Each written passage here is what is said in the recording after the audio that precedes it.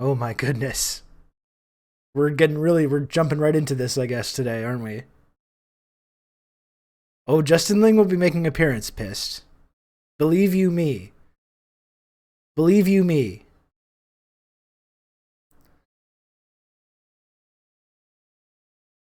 Because I think friend of the stream, Justin Ling, said some pretty revealing things this morning that I want to dig into a little bit. That I think reveal certain truths about our media establishment in this country. I think he kind of revealed some very interesting truths which are supposed to be left unsaid, but very, very interesting when folks like Justin Ling say that quiet part out loud, isn't it?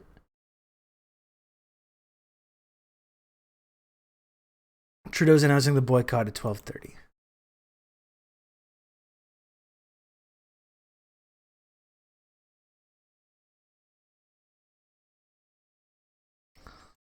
I guess I could have just kept the title, right?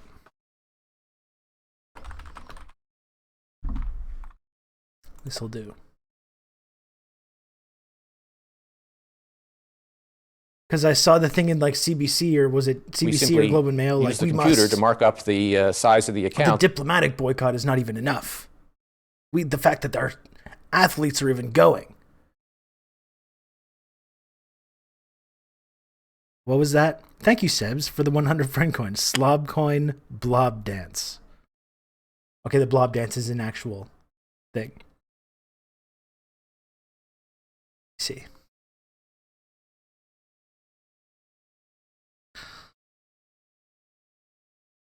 Cue up this YouTube. Trudeau announces diplomatic boycott. Here we go. We're jumping right into this.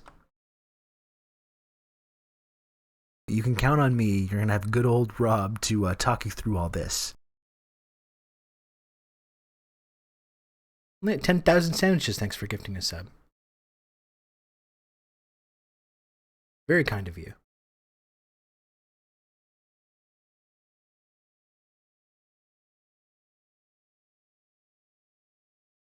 Exactly, politics. It's just a big game. It's just a big game to find out who hates China more. It's just a fucking race to the bottom, isn't it?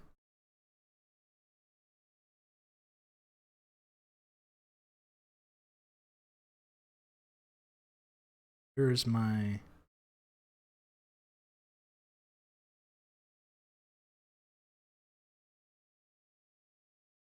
Frustrating. Here we go. Anyone listening to the Chapo with Zizek, he's kind of on the anti-China tip, and it was really annoying. Yeah, I heard parts of it. My understanding, I didn't listen to it, but I heard parts of it were funny. But apparently, he was on this kind of weird. Yeah, I'm kind of I like authoritarianism, and I think it's cool. And then with the COVID and stuff, we need to be more authoritarian, but not like China's doing though. Wasn't it a little bit of that? That's what I understand what was going on. I didn't listen to it. I don't know. I'm sure there was some decent parts to it, but that's my understanding of how that interview went. I like authoritarianism. We need to be more authoritarian, but not like that, though. Not like China's doing.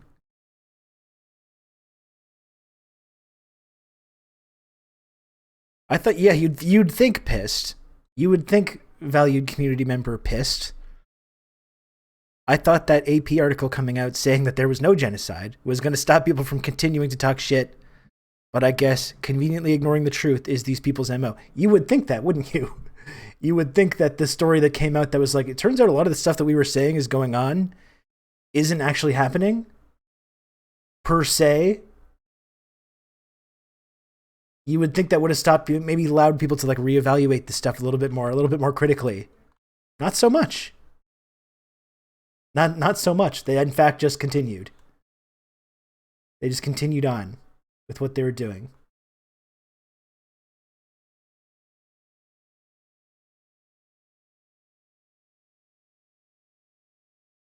I don't think that's really what he was getting at in the interview. Yeah, well, again, I didn't listen to it. I heard about it secondhand, so I don't know.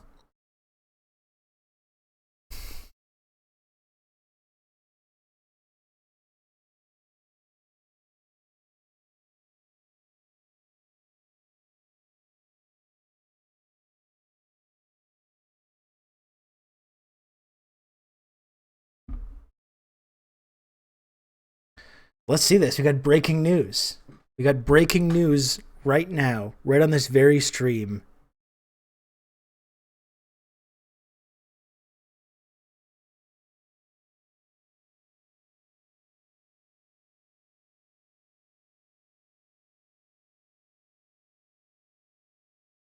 Zizek wasn't full China bad, but I did find his position confusing given that he's always been an authoritarian is good actually guy.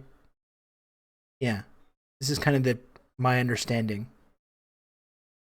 Kind of a confusing position. Very incoherent position, annoying as hell. Stopped listening about halfway through.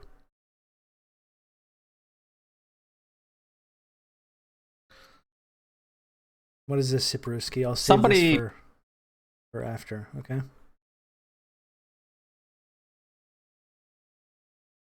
Let's hear from our beautiful Prime Minister.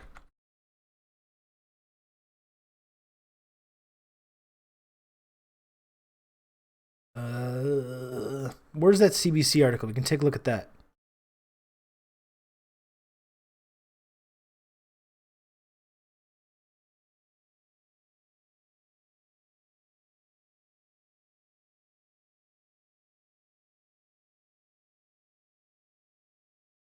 I wanted to find that article.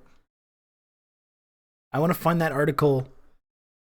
Yeah, it's okay, Left Hand Stew. I can just keep the window open. I'll hear about it.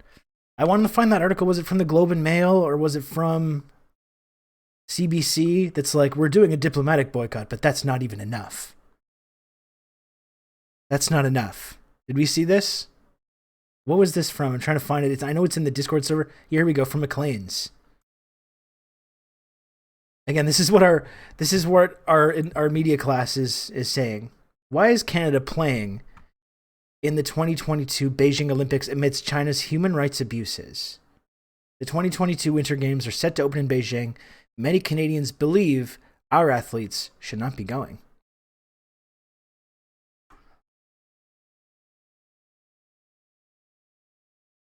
The Olympic flame lighting ceremony was underway at the Temple of Hera, the oldest temple at Olympia in Greece, as Kemi Lamo hid nearby, hoping security wouldn't spot her. She listened quietly as the actor playing the role of High Priestess offered a symbolic prayer to Apollo, the Greek god of light. She watched as the iconic torch was lit. She waited until the flautist stopped playing. Then, amid the silence, Lamo made her presence known. How can Beijing be allowed to host the Olympics given that they are committing a genocide against the Uyghurs? The Canadian shouted. She called out in support of Taiwan, as well as those persecuted in Hong Kong and her homeland of Tibet, until security whisked her away. I didn't realize how loud I was, Lamo said in an interview a week after her protest in mid-October. After 3 days in jail, I got to see a video of the incident, and people could actually hear my voice. I truly believe that voice came from somewhere within, amplified by all the oppressed people around the world.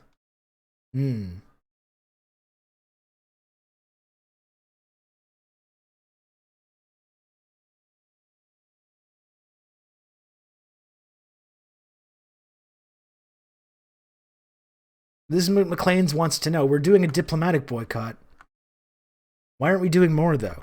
Why are our athletes even going to this horrible authoritarian place?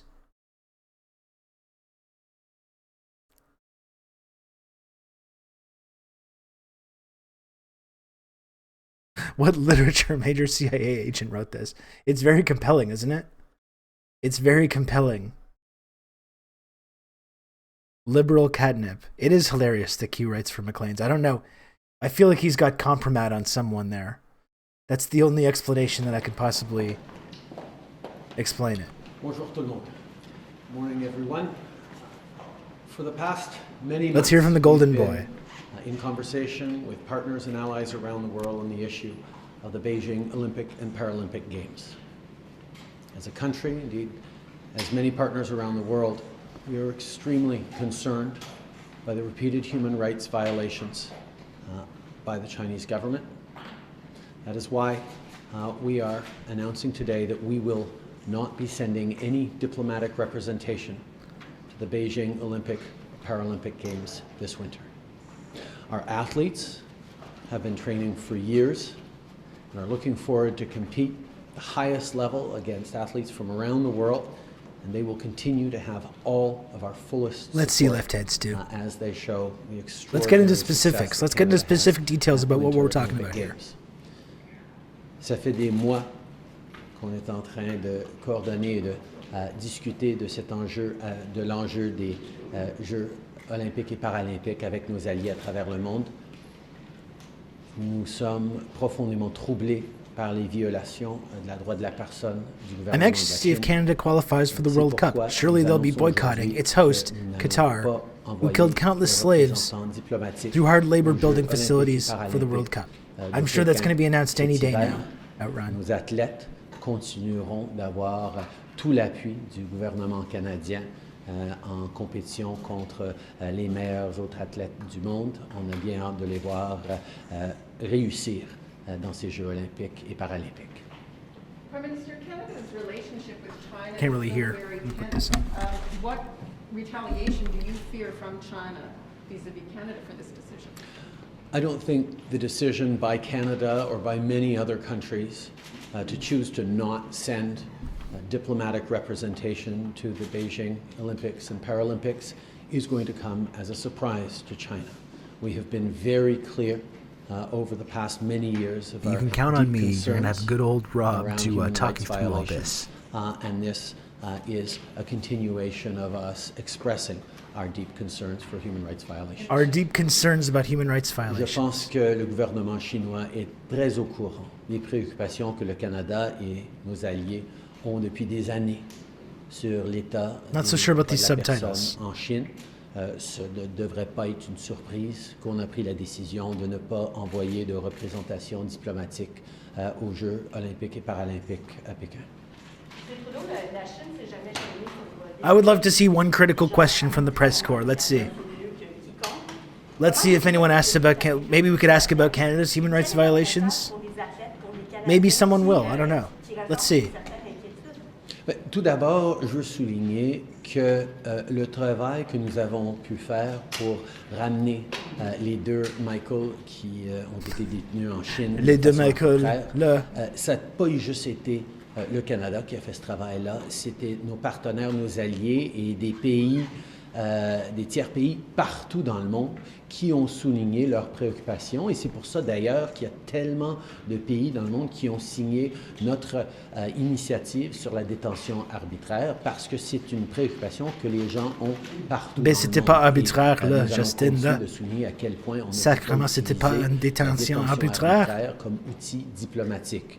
Par rapport à la Pas vrai? sécurité de nos athlètes, je peux vous assurer que tout sera fait par le Canada et nos alliés pour assurer que nos athlètes peuvent se concentrer You can sur count on me une and chose have et good une old chose Rob seulement to talk you through aux all Olympiques et this. aux Paralympiques, c'est-à-dire de bien représenter le Canada et de gagner. Leur job, c'est de faire ça. C'est pour ça qu'ils s'entraînent depuis des années. On va être là pour les appuyer dans tout le reste. It's been very clear that concerns around arbitrary detention are real and are shared by many dozens of countries around the world. Which The is why international we saw, community. such, Which countries around the world, though, tremendous Justin? participation and sign on to our declaration against arbitrary detention. We will continue to stand very, very clearly as a world against the use of coercive diplomacy and tools like arbitrary detention.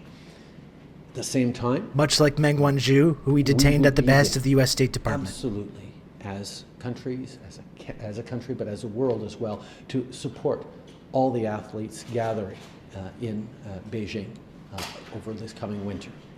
We know that our athletes need to have one thing in mind, that is representing their countries to the best of their ability and winning that gold medal for Canada. They will be focused on that. We will do everything necessary to ensure their safety and ensure that they are able to focus single-mindedly on bringing home the gold for Canada. Merci beaucoup tout le monde. What do you know? No answers about that. No questions about that.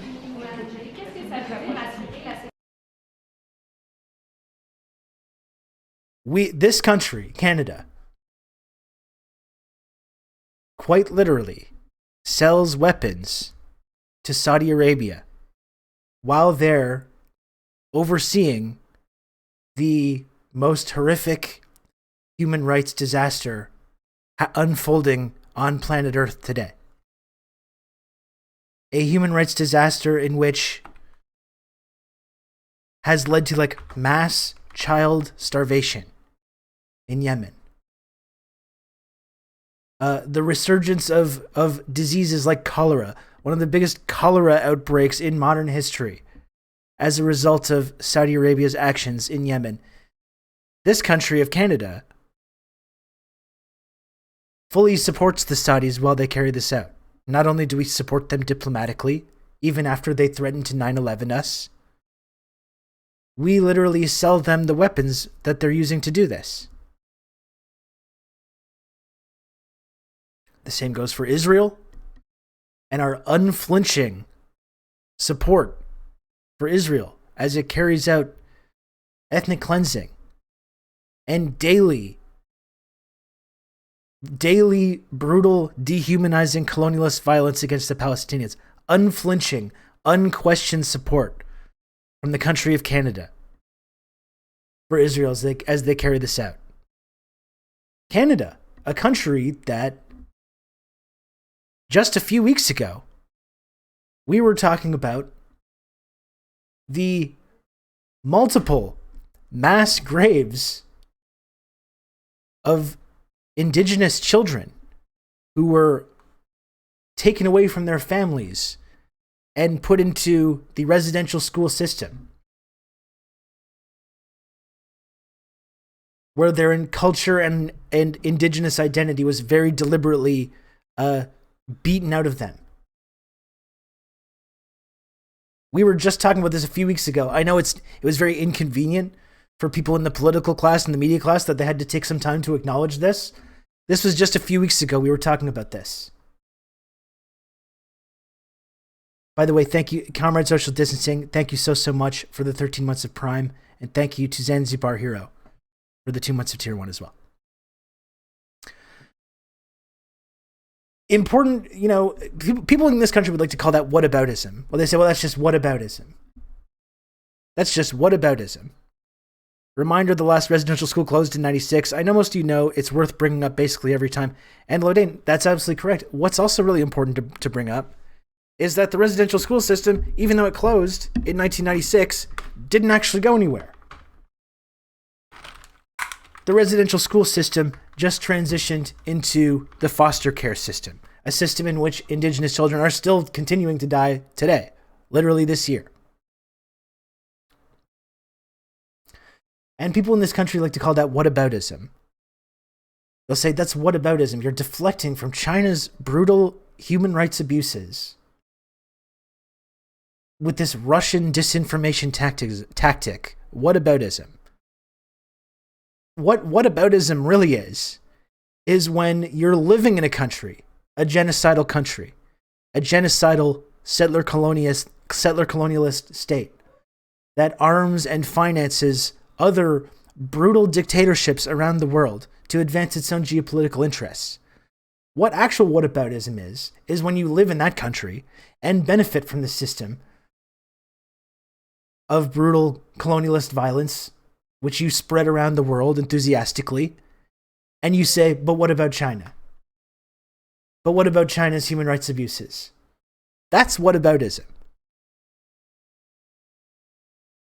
Whataboutism is when you pretend that like none of these things I just mentioned are going on at all, and you try and deflect from your own country's evils and your own country's crimes and violence and genocide, and you deflect by saying, well, what about this other country? They're even worse.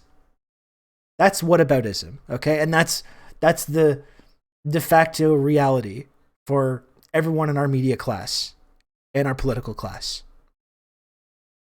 Hey, Ben.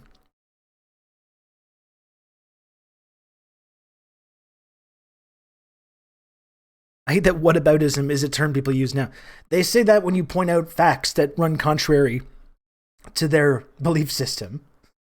That's what they use to just completely shut that down.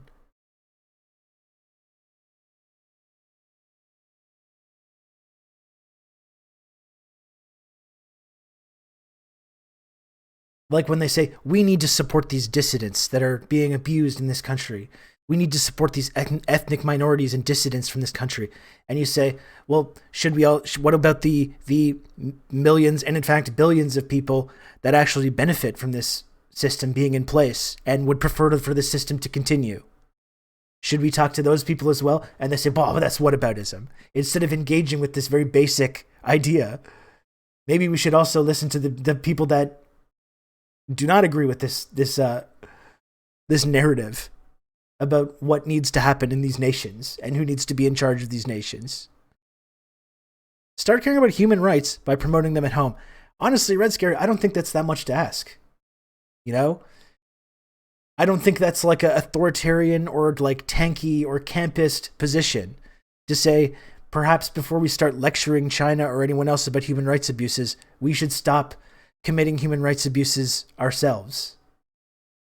I don't think that's super unreasonable. But again, according to our enlightened media members and political class members, this is like some kind of extremist, radical, authoritarian, tanky position. Support that they would never offer to domestic dissidents like land protectors. That's it. We want to listen to dissidents in China or Ukraine. Do we want to listen to dissidents in our own country? Fuck no. Absolutely not. We actually put those people in jail. You can focus on both.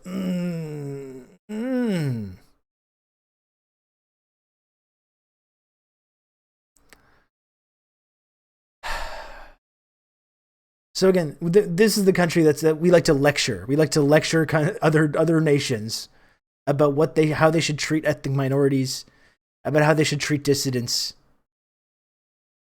about how they should cut out these human rights violations. I just don't think it's that much of an extreme position to say, let's stop doing human rights abuses ourselves. Let's stop committing genocide ourselves before we start wagging our finger at these supposed human rights violations in other countries. By the way, you talk about the West Bank and Yemen and our own human rights abuses, like list these 3 examples. You know what? There's a lot of very documented evidence about this. You know, there's like images and videos and testimonies, much evidence of this. There's a lot of carefully studied evidence about the overrepresentation of indigenous people and racialized people in our prison system. This is like a verifiable fact. But apparently with some of these genocides that are taking place in China, we have to rely on like a lot more flimsy secondhand testimony. For some reason, there just doesn't seem to be the same wealth of information about this. Russia and China made the United States militarize our southern border and lose our abortion rights. That's right. That was all Russia and Chinese propaganda. I love the collective delusion we labor under that any powerful country gives a shit what Canada thinks. Well, we talked about this yesterday, metal dipshit. Like it's funny. It's actually funny. It's like the ultimate sort of Napoleon syndrome. There's more, I mentioned this yesterday, worth reiterating. There is more members, not citizens of China.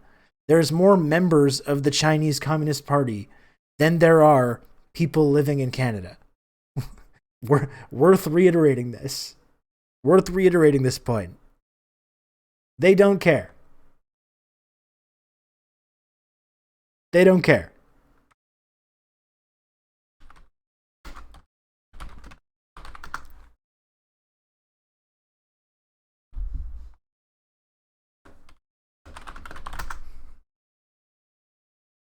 This is China. When Canada pathetically accuses China and announces I'm here to tell you right now. This is China's response when Canada announces our very serious diplomatic boycott of the Beijing Olympics because of these egregious human rights violations. This is how China reacts. I'm here to tell you right now, we don't care. Let me tell you. We don't care. I'm here to tell you right now, we don't care. Let me tell you. We don't care. I'm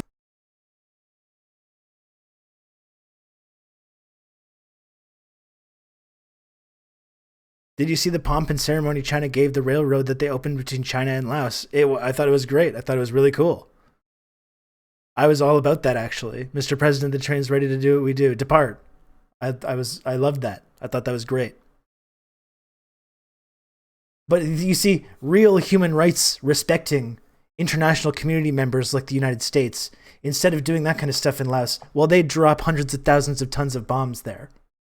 That's their respect for human rights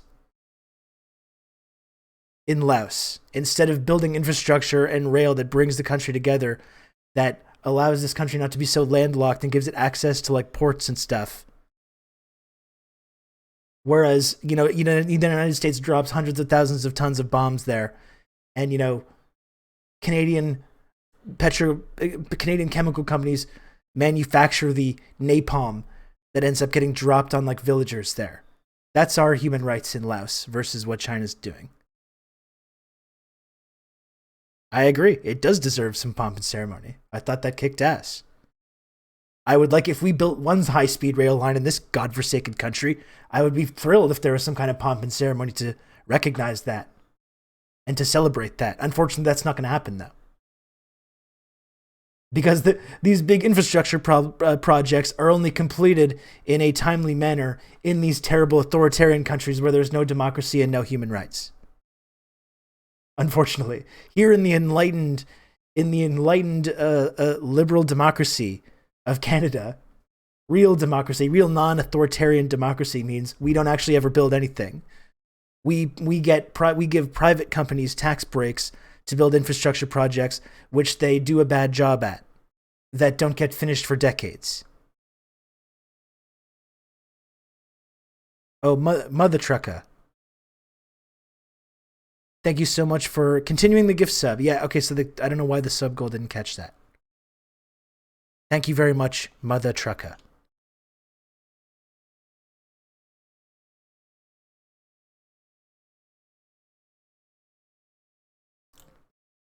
The real democracy, Western liberal democracy, is when you rebuild the same roads every year.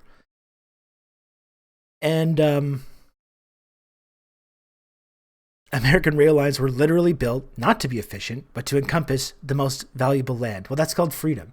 Okay? Freedom is when these companies are free to do that and to profit from it immensely using public funds. That's called freedom. In BC, we had to pay for a toll highway that slid off a mountain 25 years later. And that's a great deal.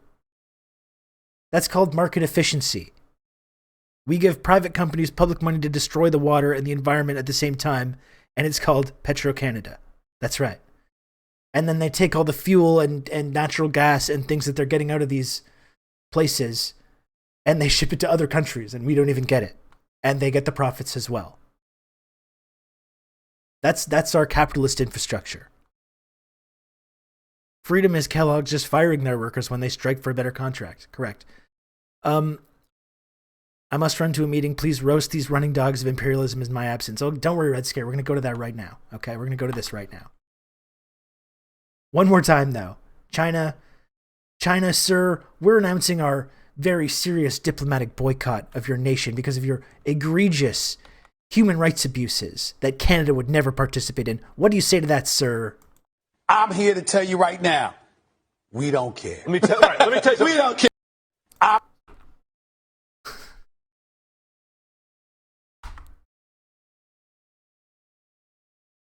So,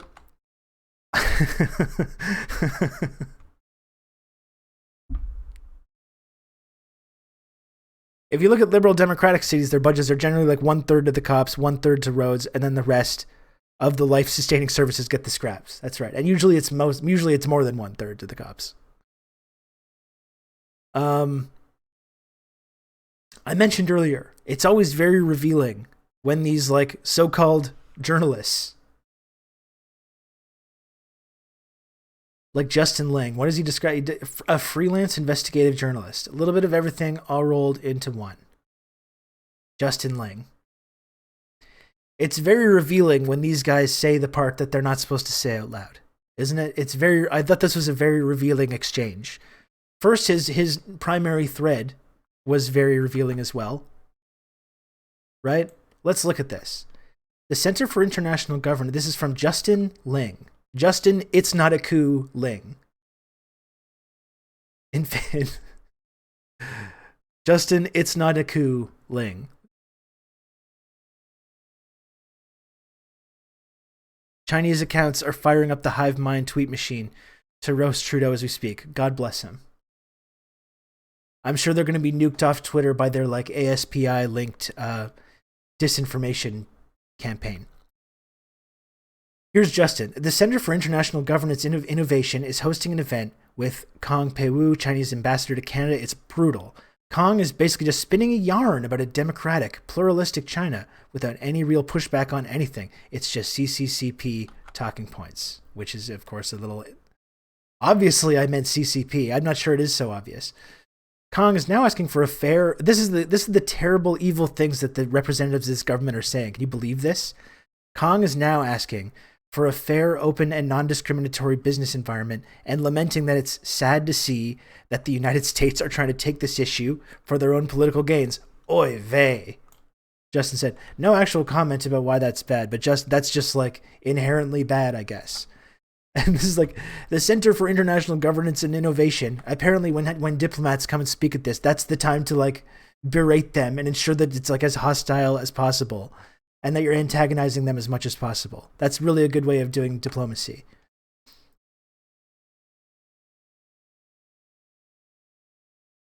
He continued, China, we don't do these kinds of things. Spying or electronic monitoring, it's the United States that does these things. That is the biggest threat to the world. China doesn't do things like that. And he just does the Pinocchio face. Does the United States and Canada, does it or does it not, engage in spying and electronics monitoring of its civilians? Easy answer. There's a lot of evidence that shows that this stuff happens. Diplomacy is just roasting them as soon as they get off the plane. Exactly. Just start pelting them with fruit. That's what Justin would like about this evil country. We had the whole Snowden leak. There was actually many news stories about this, Justin. I'm sure you know about this. I'm sure you know about this. We hope to see more people-to-people exchanges in the coming years is a hell of a statement from the Chinese ambassador, considering they held 2 Canadian citizens hostage for 2.5 years. Why did that happen, though? Why did they hold 2 Canadian citizens hostage? Why? You can't really just talk about... They just didn't decide to do that arbitrarily. They just didn't decide to do that arbitrarily. They did that for a very specific reason. And we can argue about whether our two Les Deux Michel, not Michel Précieux. We can argue about what they didn't do or who they did or did not work for, or whether they were or were not spies or informants for the national security establishment or the intelligence community. You know, people believe different things about that.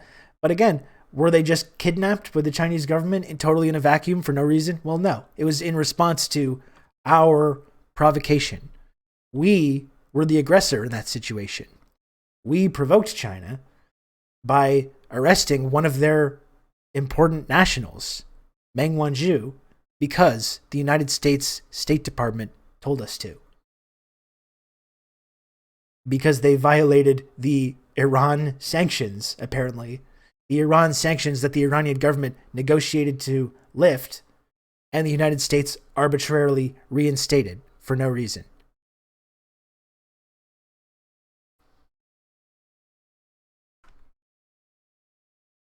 There's nothing like genocide happening in Xinjiang. It's the biggest lie of the century. Count on me. He says. You're gonna have good old Rob. And he links to a talk you BBC through article all about this. it. Hey, Comrade Social Distancing, thanks for gifting 3 subs. Thank you so much, my friend.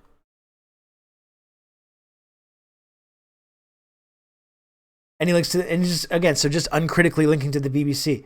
Has the BBC ever supported any of these these narratives about official NATO enemy countries? Or is there a long history of the BBC doing that? Where is the source for this BBC information coming from? Is it coming from sources like the ASPI, funded by the defense industry? Is it coming from Adrian Zenz, a religious fanatic that works for the Victims of Communism Foundation? But just posting the BBC article is enough, isn't it?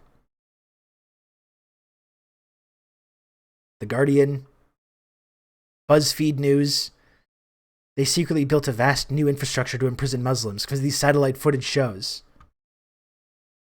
What's the country on the planet, what's the country in the world that has the highest prison population? What is it? Is it China? It isn't. It's the United States.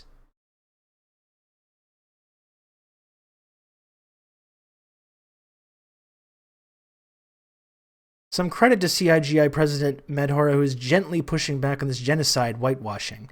Again, genocide, as Comrade Pist pointed out, there was recently the AP article which just openly said that none of this stuff is not going on anymore. Like, we thought maybe that might have some impact on folks like Justin Ling in their opinions on this. Apparently not, though. Apparently it doesn't. Apparently it just has no impact when the AP finally, with their fucking tail between their legs, post this article saying, like, so it turns out that a lot of this stuff we were talking about isn't going on anymore, even though it's still very sinister and very scary.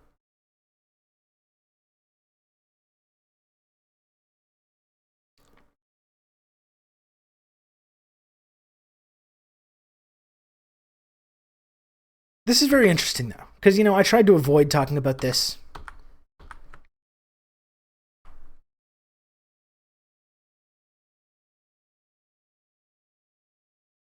Because folks like Justin Ling, they love to talk about our enlightened Western liberal democracies. You know, it's very important to them. It's a source of pride that we live in these enlightened Western liberal democracies where we have freedom of speech. We have freedom of the press.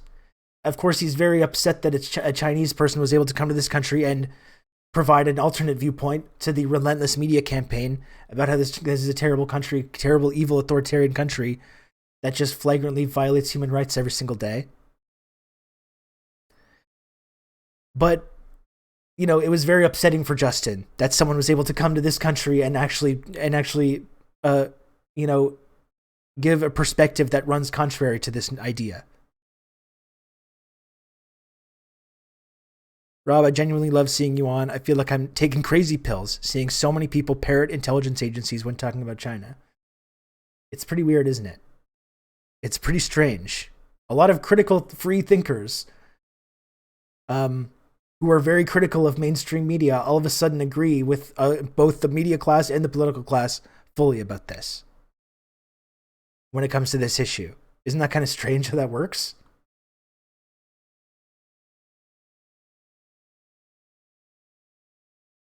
Anyway, I thought this was interesting because I tried to ignore this, right? I try to be a nice guy. Everyone knows me. Everyone knows me about me, right? I'm a nice guy. I'm a sweet boy, and I don't like to get in these kind of fights anymore. Okay? I've left that life behind me. Now I try to come on Twitch and Twitter and have positive engagements, informative conversations with people. You know that this is what I'm about.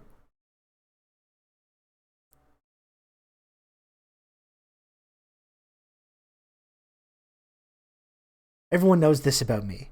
But I had kind of gotten a little annoyed about this, especially with Justin's now significant history of time and time again, while positioning himself as some kind of like independent journalist or free thinker, time and time again, siding with the NATO and US State Department approved positions each and every time.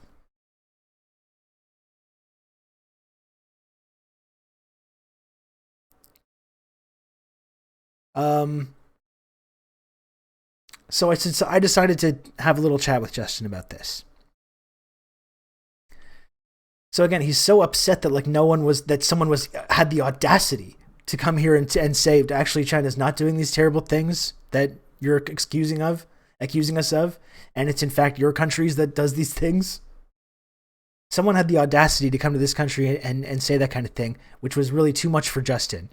So I said to Justin Ling, we already have an entire media establishment dedicated to promoting the China bad narrative 24/7. I'm sure it's going to be fine. Don't worry about it, Justin. You guys are still 100% in charge of this narrative. The China bad narrative is still the completely unquestioned truth across the spectrum of our media class. across the ideological spectrum of allowed debate in this country. So what's the big problem? Don't worry about it. You know, that's not going to change just because of this one guy. This is very interesting, though. This is how he responded. Very, very enlightening response, I feel. So he says, evidently what we need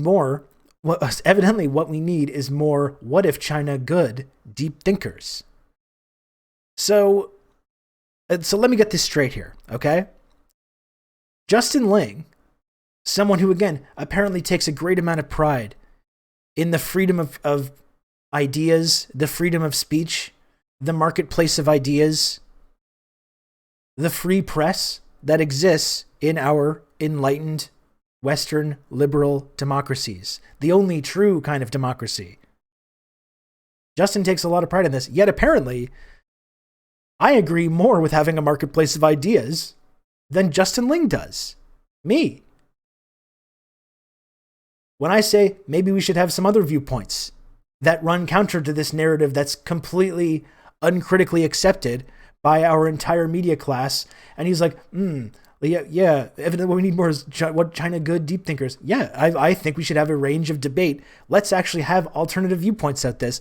Apparently what Justin thinks is in the free press, in the enlightened liberal Western democracy of Canada should only be NATO and State Department approved talking points repeated just completely uncritically with zero debate or zero analysis or zero criticism. That's apparently the freedom of speech and freedom of ideas that a free-thinking independent journalist Justin Ling supports.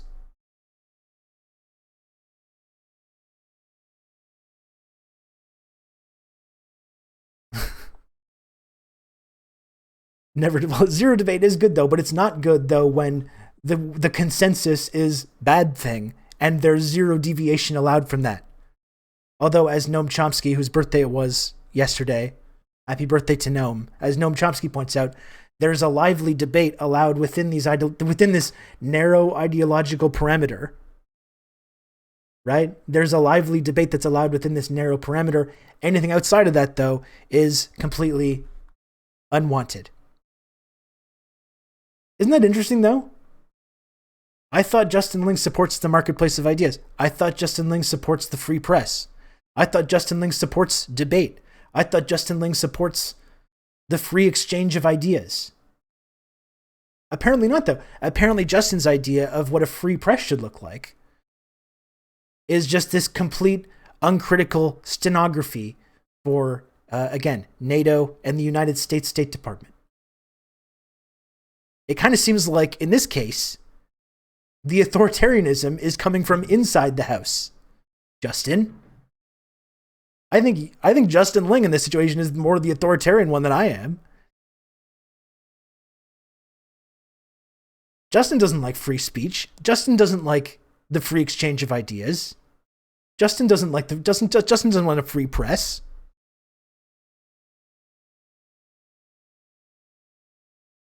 Justin wants an official press that debates, that has lively debate between the two positions of China bad and China evil, Nazi-like country that needs to be overthrown militarily.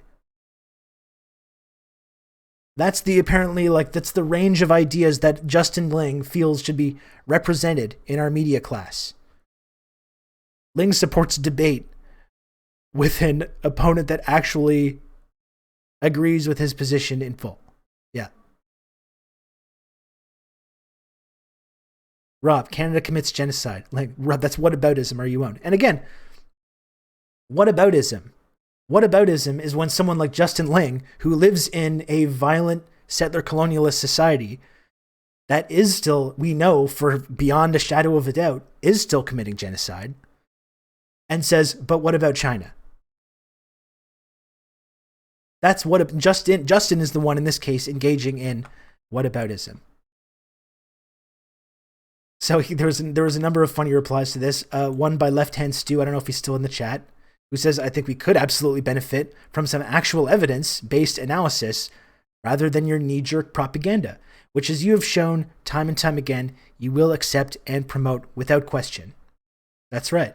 And he was like, he got a number of replies to this with no backup and no likes. Interesting as well. So I just said, I'm glad we agree on this. Because I do, in fact, think that we should have a media establishment that does air and print these differing viewpoints, rather than this very strict consensus about our foreign policy goals and our official state enemies, which get handed down in memos from NATO and the United States State Department.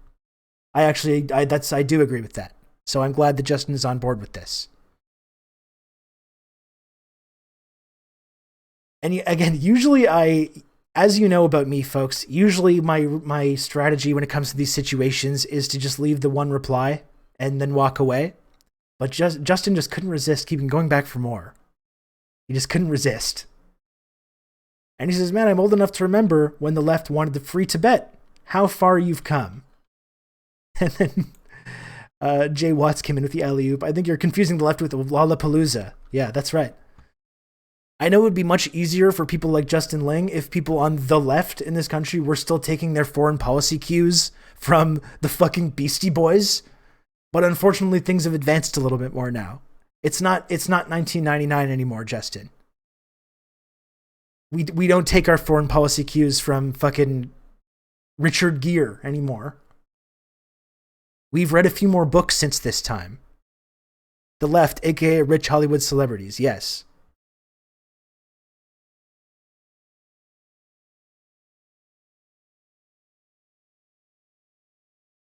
And I just said, I'd say I remember when foreign policy journalists in this country weren't simply just parroting NATO and US State Department approved talking points, but unfortunately it has always been like this.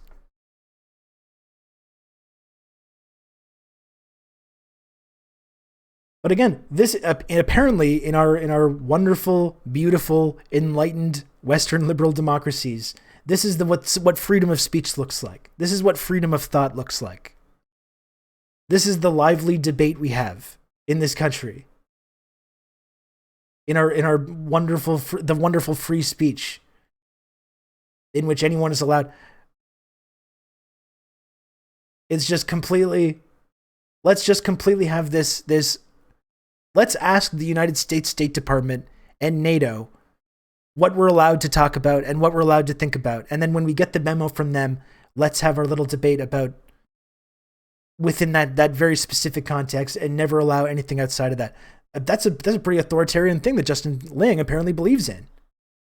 Very troubling authoritarianism from the tanky Justin Ling, who again has never encountered any pro-US imperialist propaganda that he won't just uncritically repeat with zero introspection and zero investigation and zero critical analysis.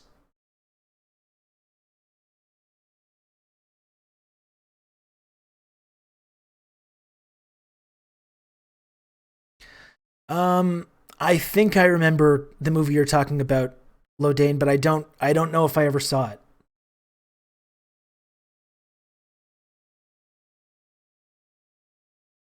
Yeah, he's like a businessman and gets framed for like some kind of like, I think maybe he gets framed for rape or something like that, and has some kind of like kangaroo court trial or something like that. I don't totally remember. Count on me. You're going to have good old Rob to talk you through all this. Half a year, wow. Justinian777, thanks so much for the 6 months of tier 1. Look at that. Thank you so much.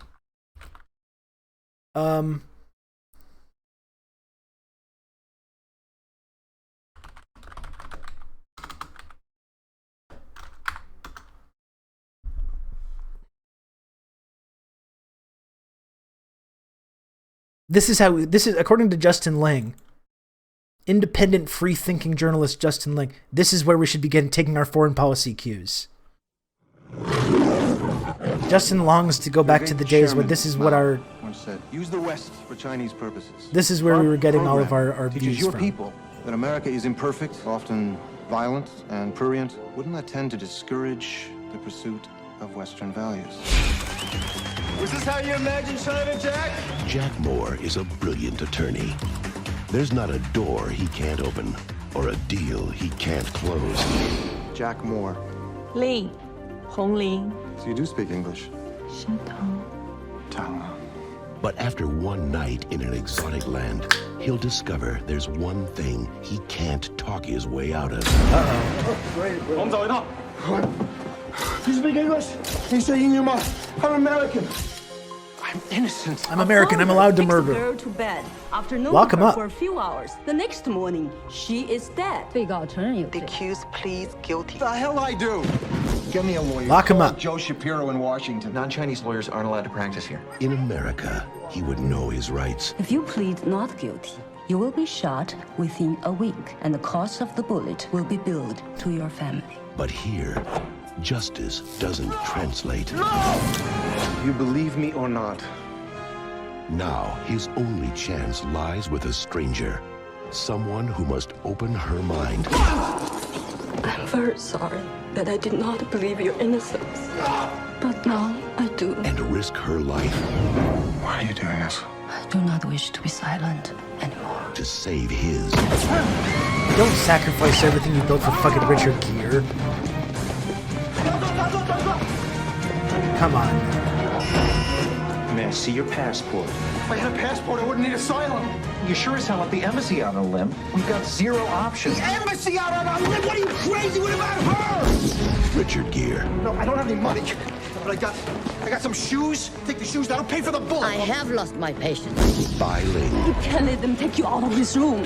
Presiding Chairman, you must recommend the court and allow If only we my weren't crimes still to be taking our framed. foreign policy Right views now, from back of my this. head, all right? Do it right here. Bang. I'll do it right here, right now. I don't want to wait. I said you are in contempt. What are you going to do? You're going to shoot me twice? Red. That's called Corner. bravery. The two Michaels. Michael, the movie.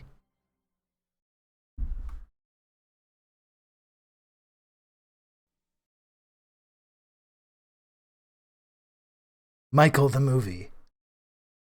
Purposes.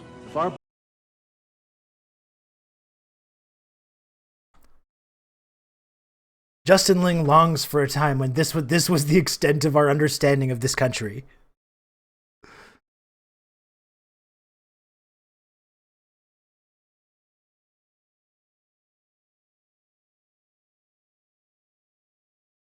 There will be a Michael movie. There probably will be.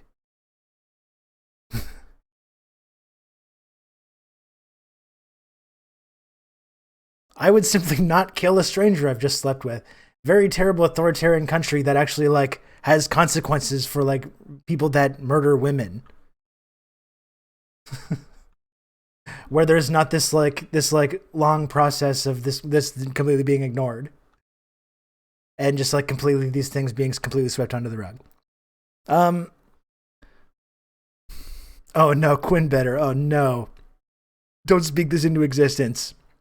No. Ennis Freedom starring opposite Gal Gadot in East Turkestan Promises. Oh my gosh. Oh my goodness. But again, this is what Justin Ling longs for, the day that we could go back to this.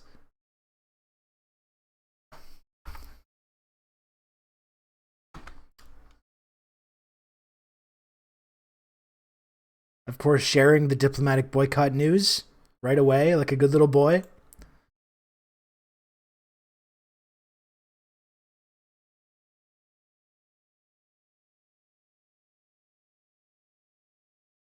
Something else Justin shared last night around the same time that he was talking about this. Piece from the Globe and Mail. A residential school system in China is stripping Tibetan children of their language. One of many, and from the Globe, that's the Globe and Mail. Justin says one of China's many cultural genocides. So again, perhaps a little hypocritical that we're talking about the residential school system in another country. Again, Lost Sue, who was in the chat earlier, was sharing news out of Alberta where dozens of children have died this year in the foster care system in Alberta, Indigenous children. But it's very important that he talks about these cultural genocides that are going on in China.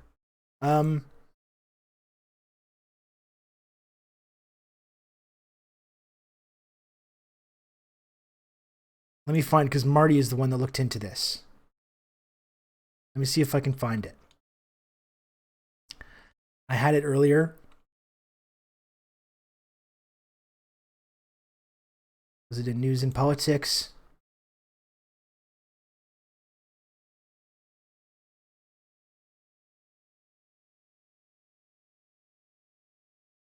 One moment.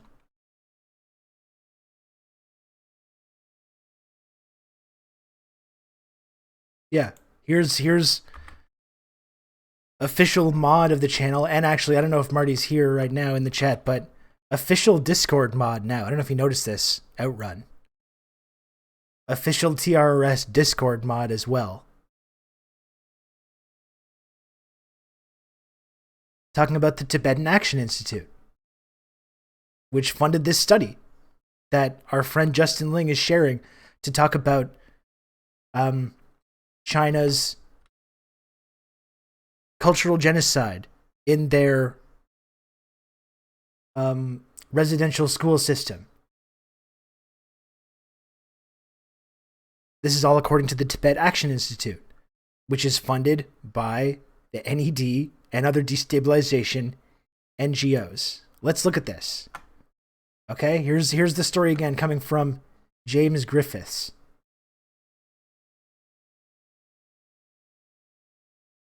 Almost 80% of Tibetan children in China have been placed in a vast system of government-run boarding schools and cut off from their families, languages, and traditional culture, according to new analysis of official data. This is where this evidence is. This comes from the Tibet Action Institute. The Tibet Action Institute. Open source technology, training, and strategy for Tibet and the world.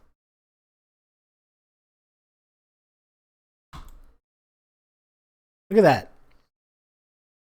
NED.org, the official website of the National Endowment for Democracy. The 2019 Democracy Award recipient from the NED goes to, drumroll please, the Tibet Action Institute. Thank you, NED. That's where this study is coming from. Which they're just, again, which folks like Justin Ling are just uncritically reporting. Independent, free-thinking journalists like Justin Ling uncritically reporting this. What about the long history of the NED being funded by the CIA and contributing to destabilization efforts in all kinds of different official enemy countries of the United States State Department and NATO? Does that matter at all? Apparently not. Apparently not to Justin.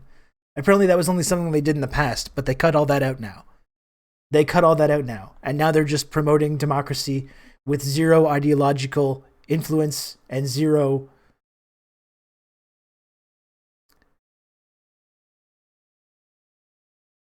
connection, apparently, to this is some the, guy, the, Rob the State Russo, some Department and leftist based in Canada. National Security individual, and I found this. Hey, Zach, thanks for the raid. Welcome, Raiders. Bring it on in here. So again, this is what passes for the journalistic consensus. According to Justin Ling, we have one ideological position, okay, that all of our newspapers and media members are supposed to adhere to. China bad, and there's a little bit of debate involved in it within that like very strict spectrum. And all the evidence for this is provided by NGOs and nonprofits that have definite links, established, acknowledged links to the CIA, the U.S. State Department, and NATO.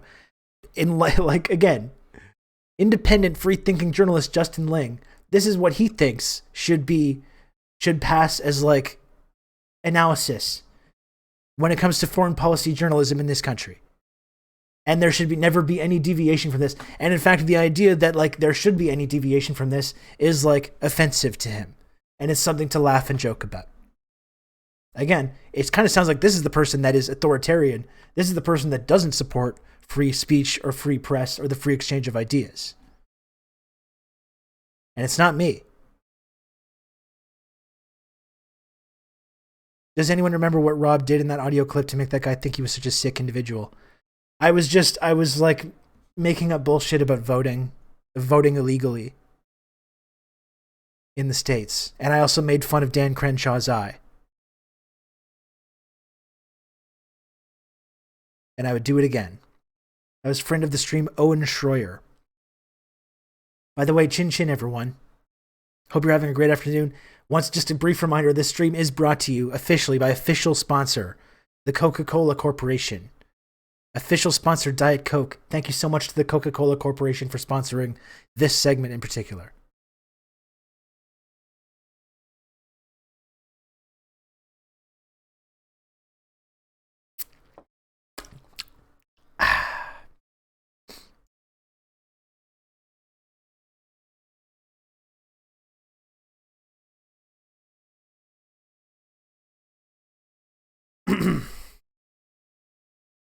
Regardless of whether I think it's weird, the antagonism with China doesn't appear to have any articulable goal. Even if you grant their perspective of China bad, the next question has to be, and? That's another thing. Again, who supports violence? Who supports authoritarianism? Justin Ling, apparently. I don't want to put words in his mouth, right? If you asked him, though, I'd be interested to know the answer to that question. Okay, China bad. So what do we do? Like we saw in that video yesterday, fighting some kind of a war over China trying to reintegrate Taiwan into their country. Again, Taiwan, which both the Chinese government and the Taiwanese government agree is a part of China. Zero disagreement on this. Does Justin Ling think we should start a war with China over this? A war which we're certain to lose? A war which is certain to be disastrous and calamitous for the planet and the human race?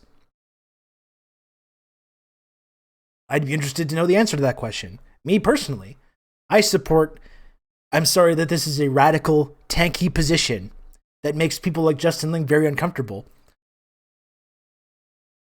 But I support extending a hand in friendship to this country.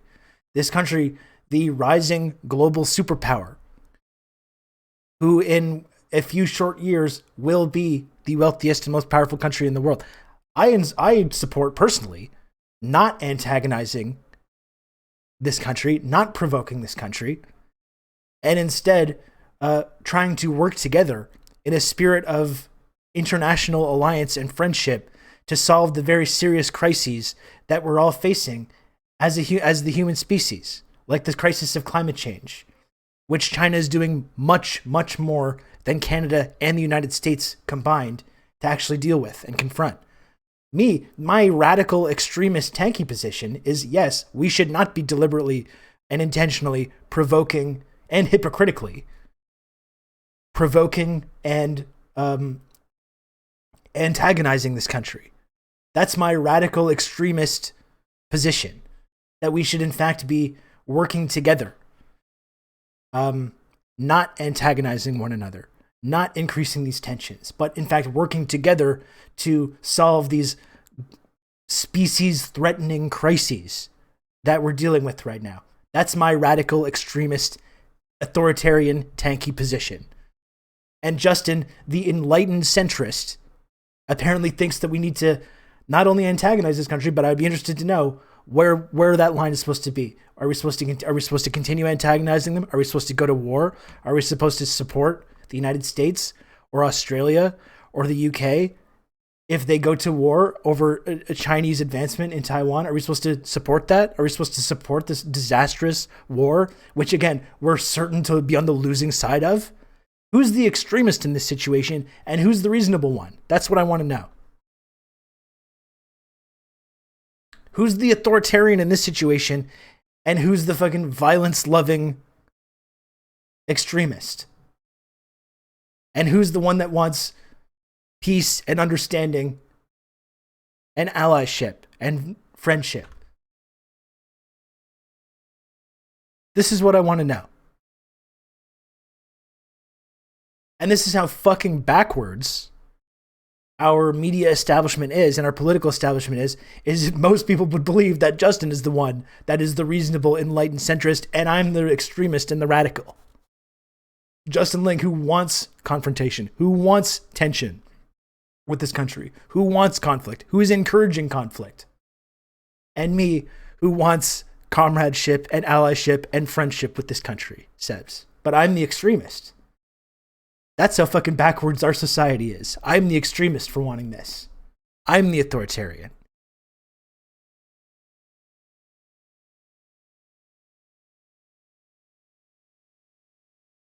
It's funny how that works out, isn't it?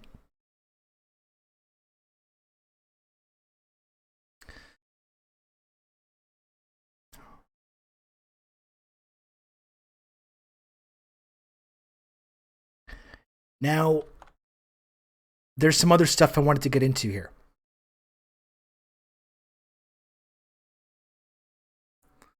Thank you to the Coca-Cola Corporation for endorsing communism and everything associated with it. That's right. As well as the Christopher Clues glasses company, who sent me these glasses. And I said, are you sure you don't want to wear these glasses on my stream? I openly support communism. Are you sure you're comfortable with that? And Christopher Clues assured me, yes, we actually like that. That's why we're sending them to you. So.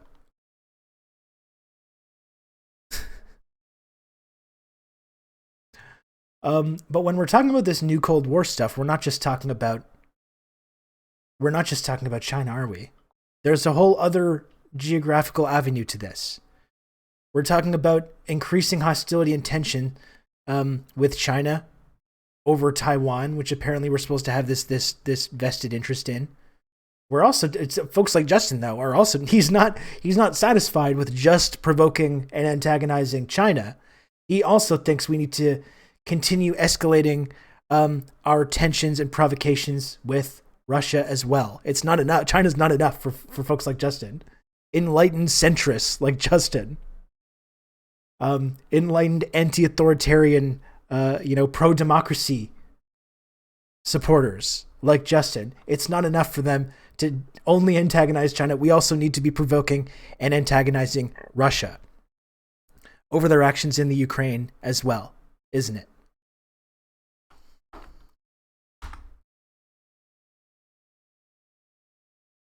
And it leads me into something else that I wanted to talk about. I thought this was very interesting. Because last night there was a segment on Tucker Carlson on Fox News about the Russia and Ukraine situation, where Tucker Carlson openly used this platform to question, do we need to have unflinching support for our national security establishment while they provoke Russia? And enlightened liberals like Justin, like Natalia and Atovia, were both just horrified by this. And Justin says, I've got a deep sense of foreboding that this view is going to be becoming increasingly prevalent in the coming weeks. Justin, I hate to tell you this, you're absolutely right, my friend. It is going to become increasingly prevalent as we get more pressure to just unquestioningly support Ukraine while they fight Russia over these geographical arguments.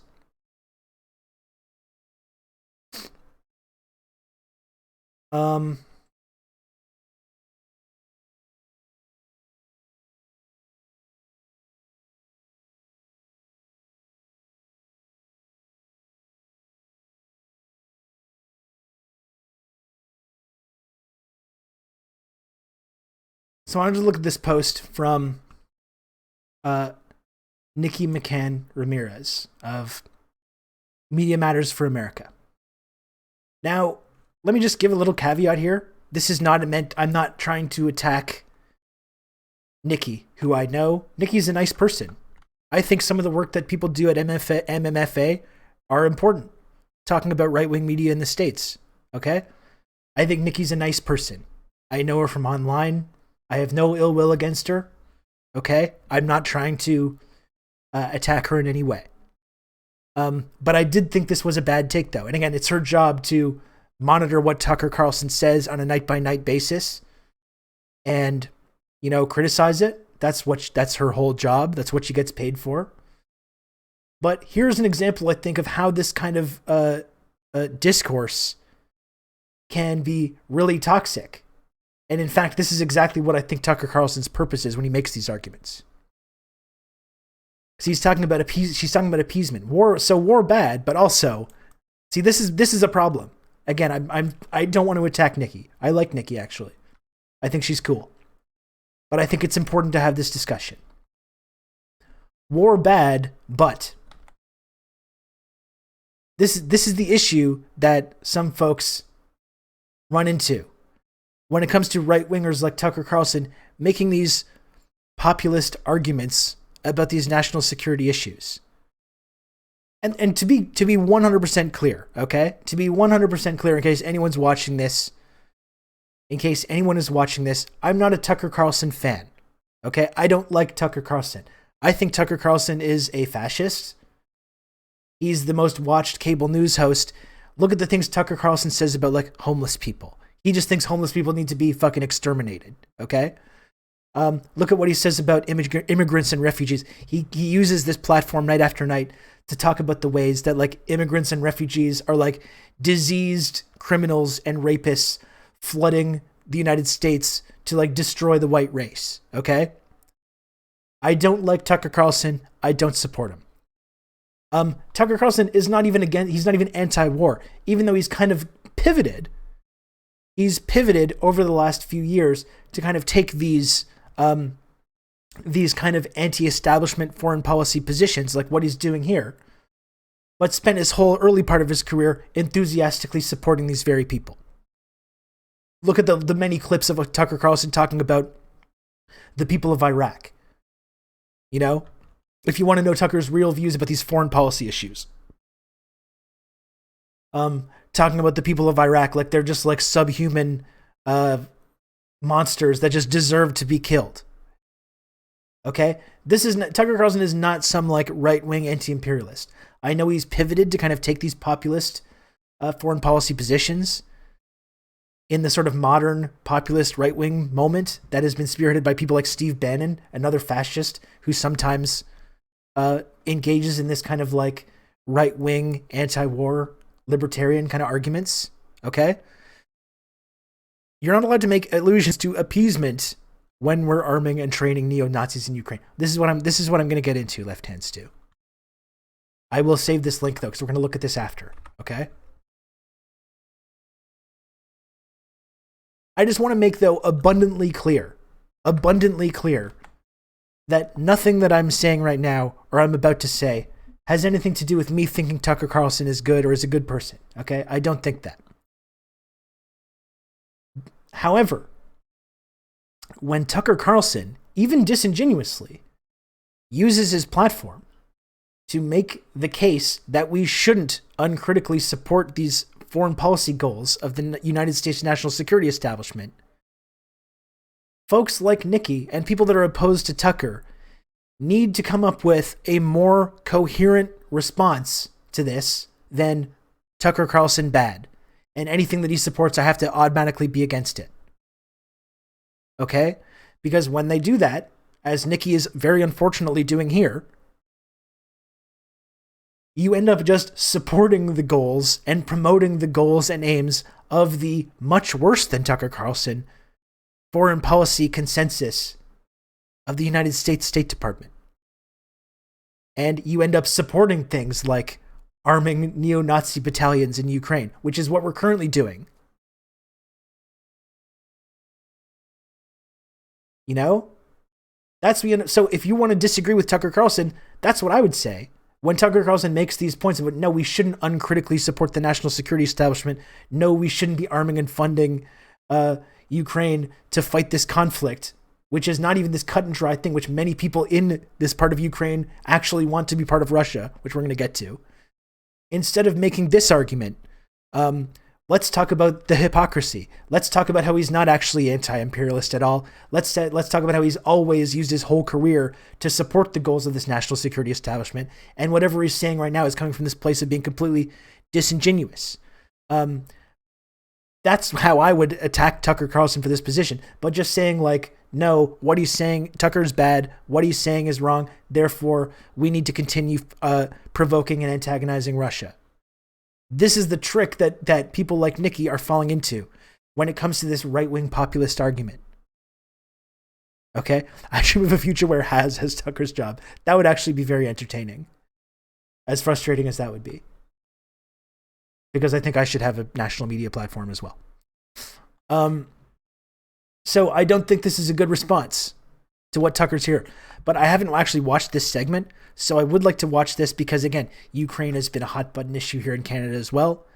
As Left Hand Stu has pointed out, there's been outcry about our support of training and arming and funding neo-Nazis and war criminals in Ukraine. Okay?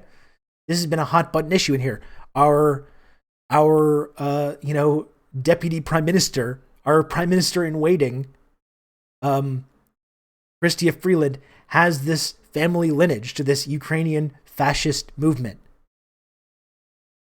We have an intentional program of importing right-wing fascist sympathizers into our Ukrainian diaspora, which is why we have monuments to the Ukrainian SS divisions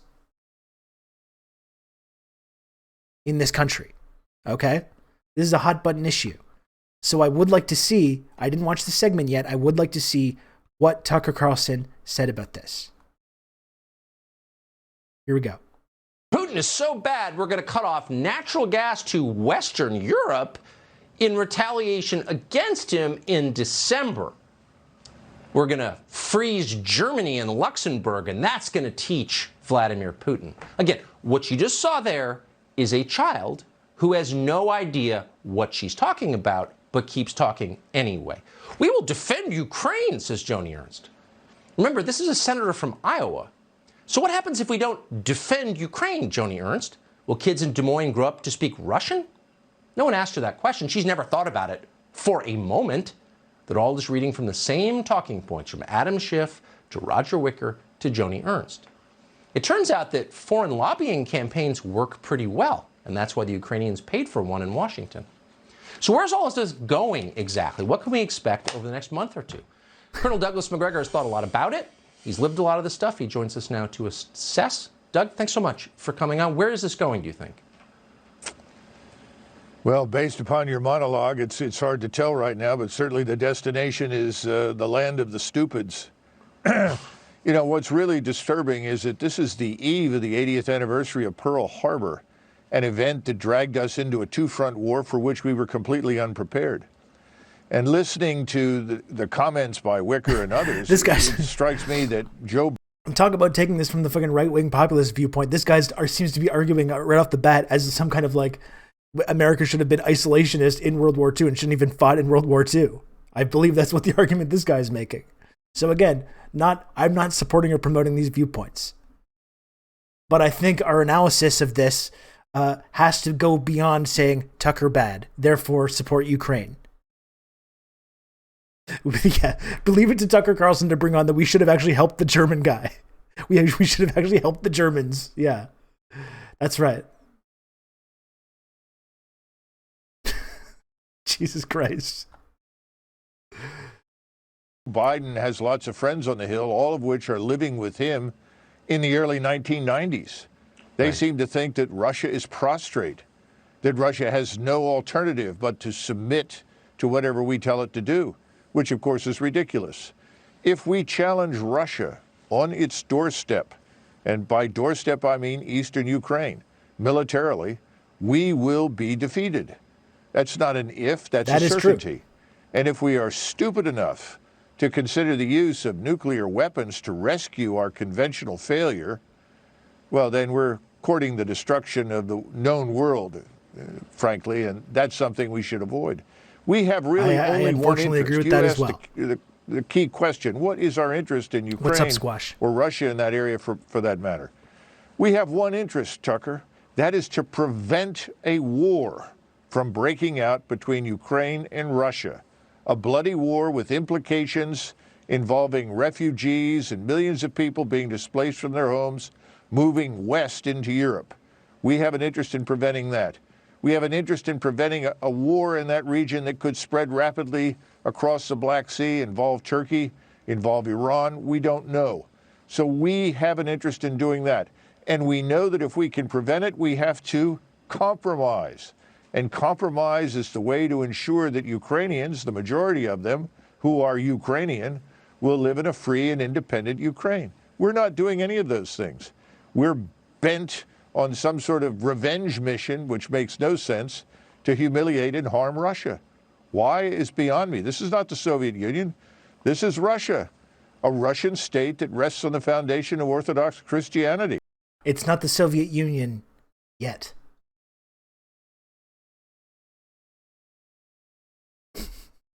Not yet, sir.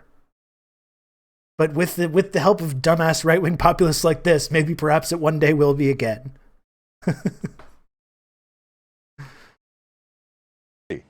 It's back to what it has been for 1,000 years. We should celebrate that, not try to destroy it. Maybe that's one of the reasons we are trying to destroy it. Could be. So again, folks, this is not a pro Tucker Carlson stream, okay? But I'm sorry, Nikki. This is not the way we should be having this argument. And according to Justin as well, Justin is very alarmed by this, because Justin loves to talk about the free people of Ukraine and Kiev, the freedom-loving folks in Ukraine, who love their freedom and democracy, and how big bad Russia wants to come and take that away, and we can't let it happen. Justin is very upset about this. He's very concerned about it. Justin, the enlightened centrist who loves democracy and hates authoritarianism. It's as simple as that. You did not just gotta hand it to him. It's true. The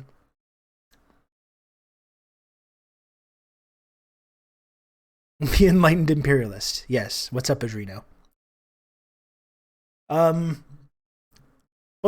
maybe we should dig into this Ukraine issue, right? Because according to Justin, it's just a cut and dry. According to other folks as well, many, like the vast majority of people in our foreign policy establishment in this country, it's just this black and white, cut and dry issue. Ukraine good, Russia bad.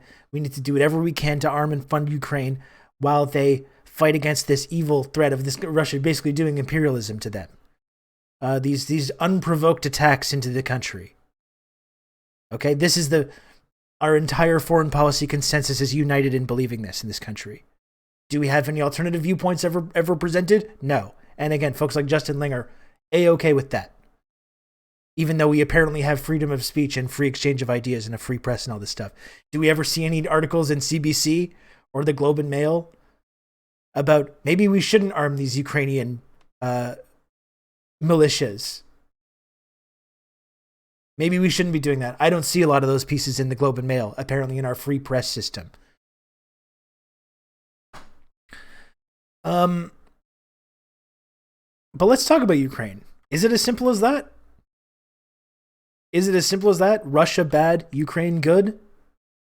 Russia's just Ukraine. The freedom fighters of Ukraine, of the Azov battalion, are just fighting against this evil Russian encroachment on their precious freedoms? Is it as simple as that?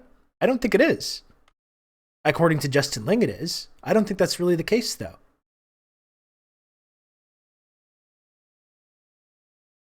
Again, this is who we're actually funding as part of this struggle. Training Canadian troops, training neo-Nazis and war criminals. A review into how Canada approves, and you know, as much as I just talked about our lack of free press in this country, at least someone in the Ottawa Citizen is talking a little bit about this. I'll give them credit for that. There's at least a little bit of a mention about how we are arming and funding literal fascists and neo-Nazis in this country. There's maybe a few people in our journalism class that are ringing alarm bells about that, and congrats to them. The Nazi flag Azov guys would make you think, no, it's not that simple. A review into how Canada approves the foreign military personnel it trains should be ready by early next year, but parts of the study will need to remain secret. Exactly. But is this like what? Who's this Azov battalion? They're probably not that bad, right?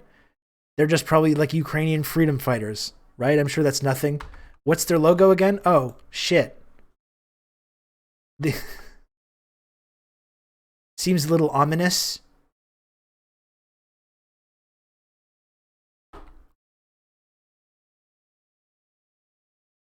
In 2014, the regiment gained notoriety after allegations emerged of torture and war crimes, as well as neo-Nazi sympathies and usage of associated symbols by the regiment itself, as seen in their logo featuring the Wolf's Angel, one of the original symbols used by the 2nd SS Panzer Division, Das Reich.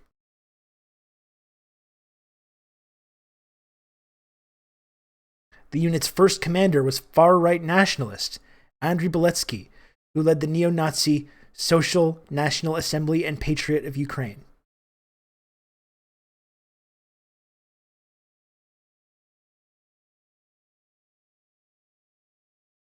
These are our pals in Ukraine that were working together to deal with this serious, very scary authoritarian Russian threat. But again, let's ask that question. Is it's just the people of Ukraine? They're united in this. Shouldn't we just support their independence? They want independence from Russia. And that's all that should matter, right? That's all that should matter.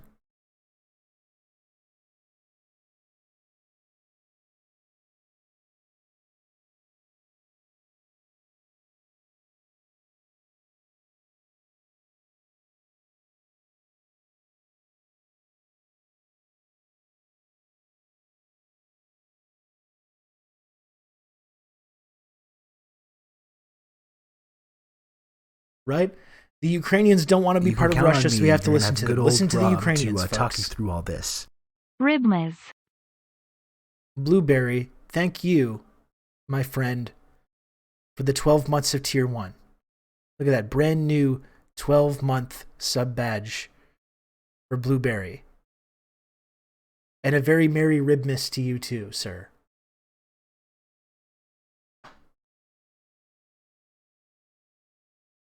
So, when you actually dig into this conflict that Justin Ling is unquestioningly on one side of, the Ukrainian side, when you actually dig into this conflict about the territory that is in dispute here on the Russian border, wouldn't you know it, it's actually a little bit more complex than folks like Justin Ling make it out to be.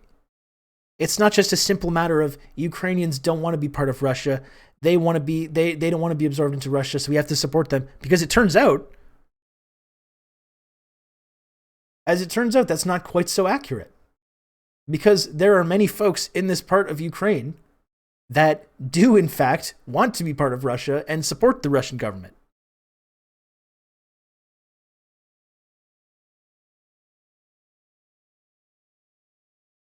I don't know, Iced Morte. I think Ukrainians in World War II embraced fascism because they were fascists, and Russia was not. That's why I think Ukrainians in World War II embraced fascism and still continue to embrace it today. Because they're fascists, and I'm actually against that. That would be my stance. This Russian imperialism in Central Europe they're referring to was called Russia fighting a war against fascism in these Eastern European countries.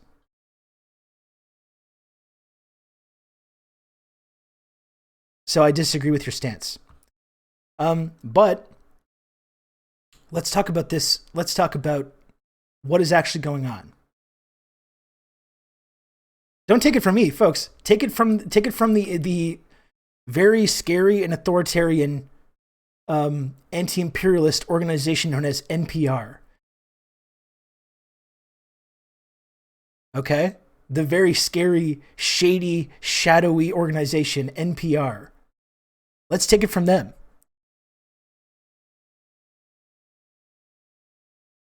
Many in Eastern Ukraine want to join Russia. We don't really hear, we often hear from dissidents. Isn't it kind of strange which dissidents we listen to? People like Justin Ling, and apparently Iced Morte as well agrees with this. We need to listen to dissidents. Right? When we talk about, places like Tibet, when we talk about Xinjiang, Hong Kong, it's very, very important we listen to these dissidents. When it comes to Bolivia, when it comes to Cuba, when it comes to Venezuela, we got to listen to these dissidents. Okay? We have to listen to these dissidents. It's very important. But when some dissidents come around that have something else to say, that don't support these goals, well, we don't really hear from them, do we?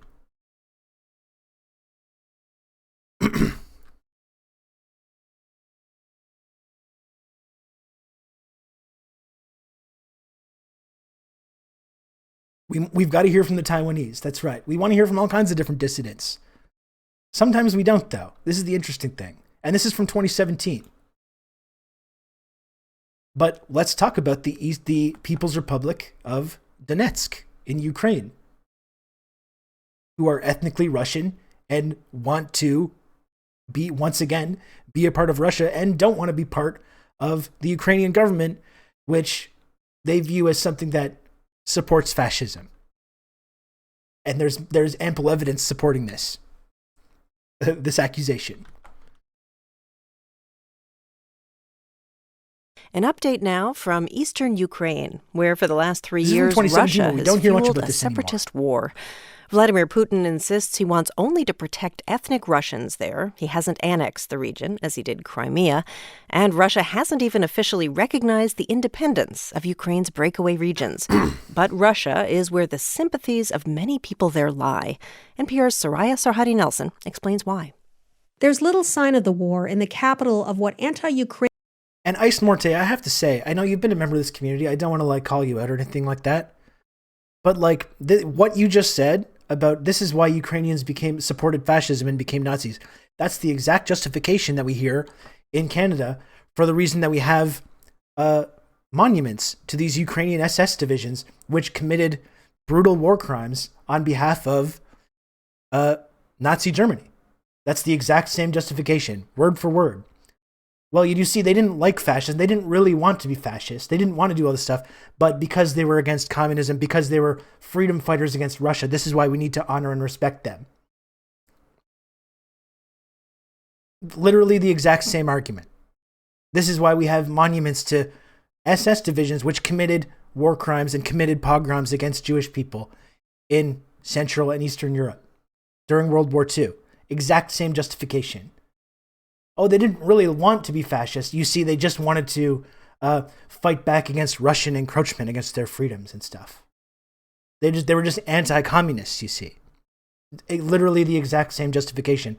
So if you're on here making that kind of same claim, I would maybe take a moment to interrogate maybe why you've come to believe this and who's actually benefiting from you taking this position.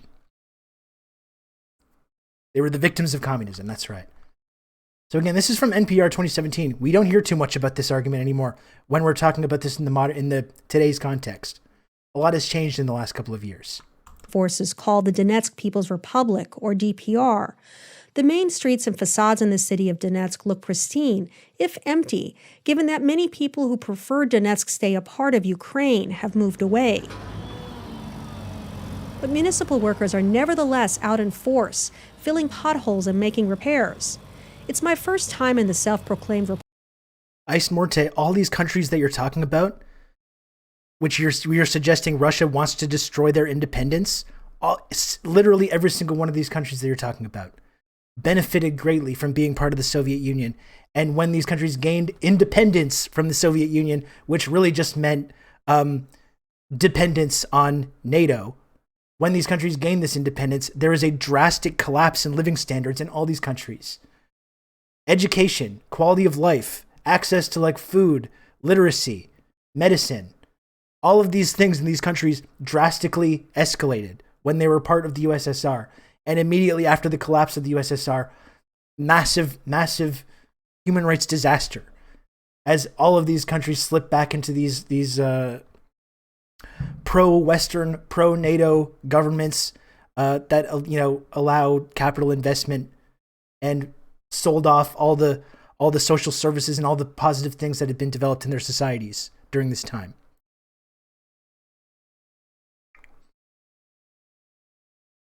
Now listen to this NPR thing. Republic in nearly 3 years because American journalists are rarely allowed inside. Just how normal everything looks here is striking. DPR officials say credit goes to the Russian Federation, which provides 80% of the material they need to keep services running. The West accuses Russia of keeping the war going as well, providing DPR with military aid and personnel, which the Kremlin denies. To thank their eastern neighbor, DPR officials have erected a large Heart Russia sign near the Lenin statue in downtown Donetsk. Yevgeny Osechkin is the head of utility services in the district. He welcomes the Russian help, but says he'd be happy if Donetsk formally joined the Russian Federation. Osechkin says being part of a powerful country is better than being an independent little one. The truth is, Donetsk already looks and feels like it's part of the Russian Federation. Shelves are stocked with Russian goods. Ukrainian enterprises here are controlled by the DPR government, which, because of international sanctions, only does business with the Russian Federation. The only legal... Thank you, RCI 101, for the tier 1 sub. I appreciate that. Hello, where am I? I clicked accidentally. French fries addicted. Your takes on Ling today persuaded me. Okay, I'm happy to hear that, RCI. Thanks for the sub. I appreciate it. Welcome, French fries addicted. I don't know, are you into communism? This is kind of what we like to talk about on here. But thank you for joining us. The only legal currency in Donetsk is the Russian ruble, and all banks here are linked to Moscow. Hotels and shops only accept Russian and DPR-issued credit cards. DPR officials are also issuing their own passports, intended for travel and identification purposes. They are red like the Russian ones. Vladimir Krasnoshoka is the chief of DPR Immigration Services. It's one thing for those nations to have benefited from the USSR. It's another for Russia to forcibly take control. Again, Jake, what we're talking about here is this part of Eastern Ukraine. They literally want, it's not that they're like resisting Russia's control. They literally want that. And instead of allowing this process to take place, which is what the democratic will of these actual citizens want, we're literally, quite literally, arming and funding neo-Nazis to fight against these people. You got to ask yourself why we're doing that. Okay? And it's another for Russia to forcibly seize control. What we're talking about, again, is a war in which Russia had fought a war against fascism and took control of these countries after this war, in which 20 million Russians died. After which time, I'm pointing out, they drastically increased the living standards in all of these countries. DPR Immigration Services. Потому что Украина с 2014 года прекратила выдачу паспортов гражданам. He says DPR passports are necessary because the Ukrainian government no longer issues documents to DPR residents. Gray zone, very sinister Russian propaganda. He says so far the new DPR NPR. passports are recognized only by Russia and 2 breakaway republics in Georgia. Off tape, Krasnoshoka tells me he wouldn't mind if DPR passports become obsolete one day if Donetsk joins the Russian Federation. That union with Russia is something many people who still live here want.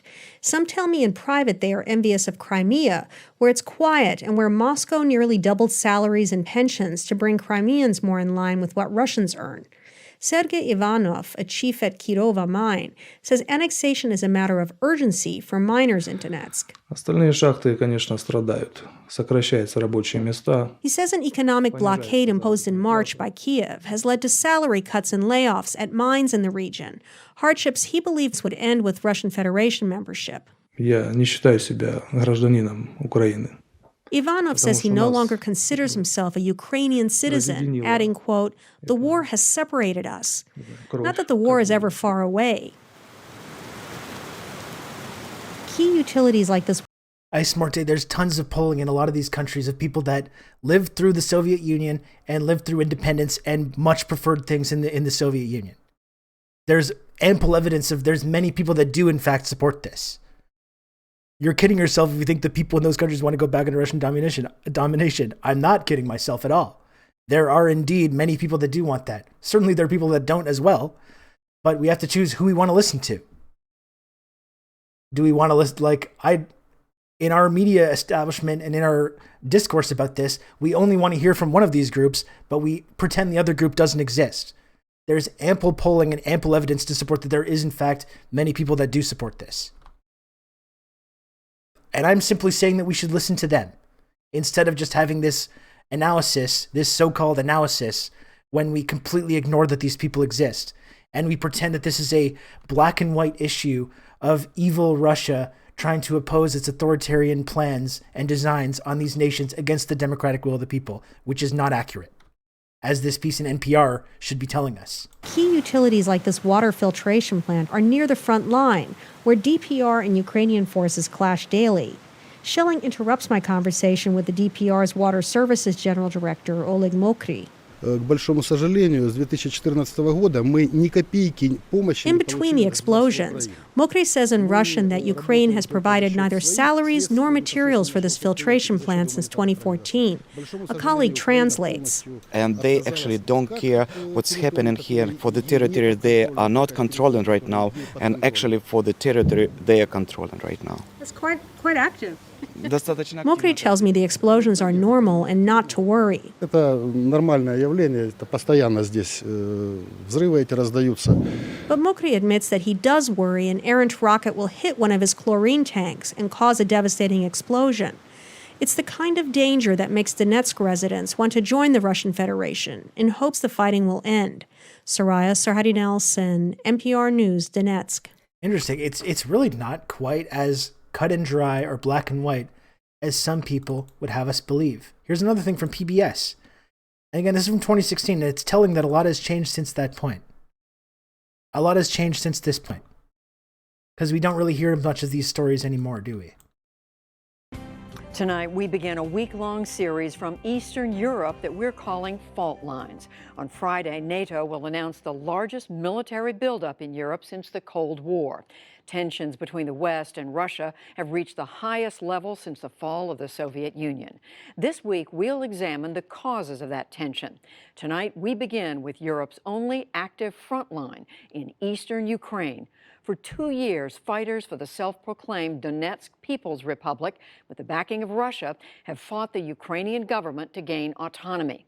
The West, including the U.S., is backing Ukraine's government.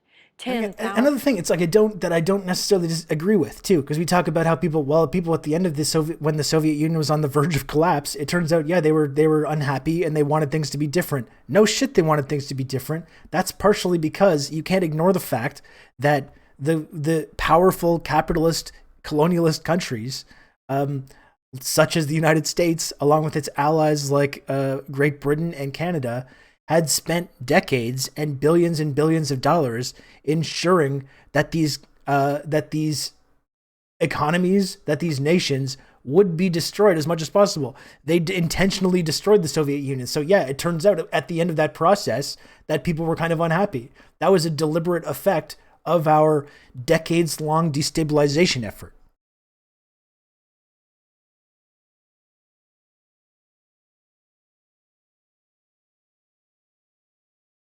Thousand people have died. With the help of the Pulitzer Center on Crisis reporting, special correspondent Nick Schifrin and producer Zach Fannin traveled to Donetsk and discovered that what is supposed to be a ceasefire is anything but. On the front line in eastern Ukraine, the war is fought in trenches. At the end of each trench, small outposts are manned by men who call themselves rebels. They fight to separate from Ukraine and join Russia. It's intense all the time. Ivan, who declined to give his last name, grew up in a nearby village. Their enemies, fellow Ukrainians fighting to stay united, are only 1,000 feet away. I can see their positions over there. There's supposed to be a ceasefire, but the fighting starts every night. We have to go.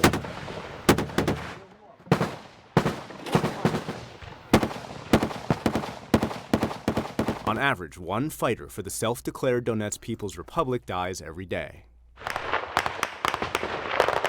This war is like going back 100 years. This is a trench war, and you can hear some of the explosions in the distance and not very far away from us. These guys have been fighting here since January, and they say that the front line hasn't moved at all. Interesting. What motivates you to be here? My home is 5 kilometers from here. How could I not fight if the war is so close? I decided to be useful here at last. Andrew, who also refused to give his last name, is former Soviet Special Forces. He says he came here to train a ragtag army. Or were you sent here by Russia? No. I'm a volunteer, so nobody pay me something. I don't see professionally ready people. The same ghoul, and this is a very important point, Marnash. The same ghouls pull the same tactics at home, defund services like healthcare, transit, etc., or education, or, welfare, to the point where they're completely dysfunctional and foment discontent so that they can privatize them. Tale as old as time. Tale as old as time. It's been going on for a long time. We got to stop falling for this bullshit and say, look how unhappy people are. Why are they unhappy? Well, we deliberately helped make them unhappy for this intentional reason. We very intentionally did this. Is John Cipher the funniest, most moronic former CIA guy on Twitter, or are there other must-follows? I don't know. I don't know a lot of the CIA guys on Twitter. John Cipher, though, is really up there.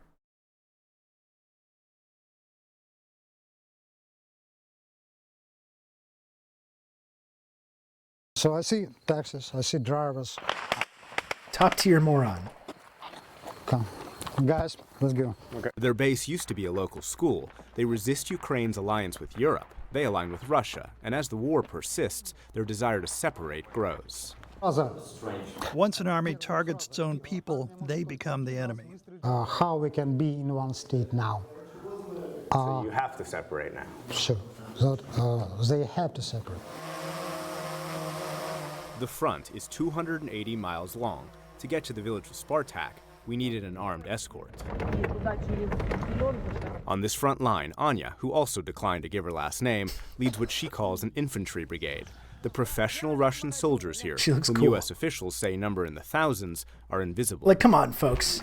So as we walk down, you're telling me this girl would not be fun to hang out with? On Look this at front this. line, Spartak, we needed an armed escort. Who's more fun to hang out with, someone in Azov Battalion or someone like this? On this front line, Anya, who also declined to give her last I'll take name, Anya 100 times out of 100. Brigade. The professional Russian soldiers here, whom U.S. officials say number in the thousands, are invisible. So as we walk down this road, what is the risk here? Total risk. We're now walking in their sniper scopes. Here, everything is within their sniper's reach.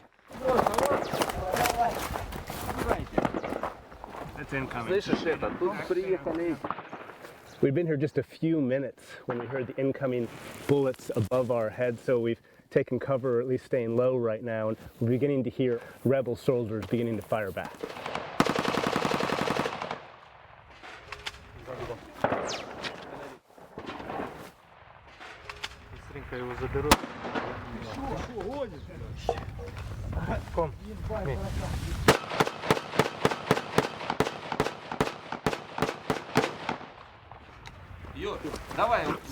Уходим к газели!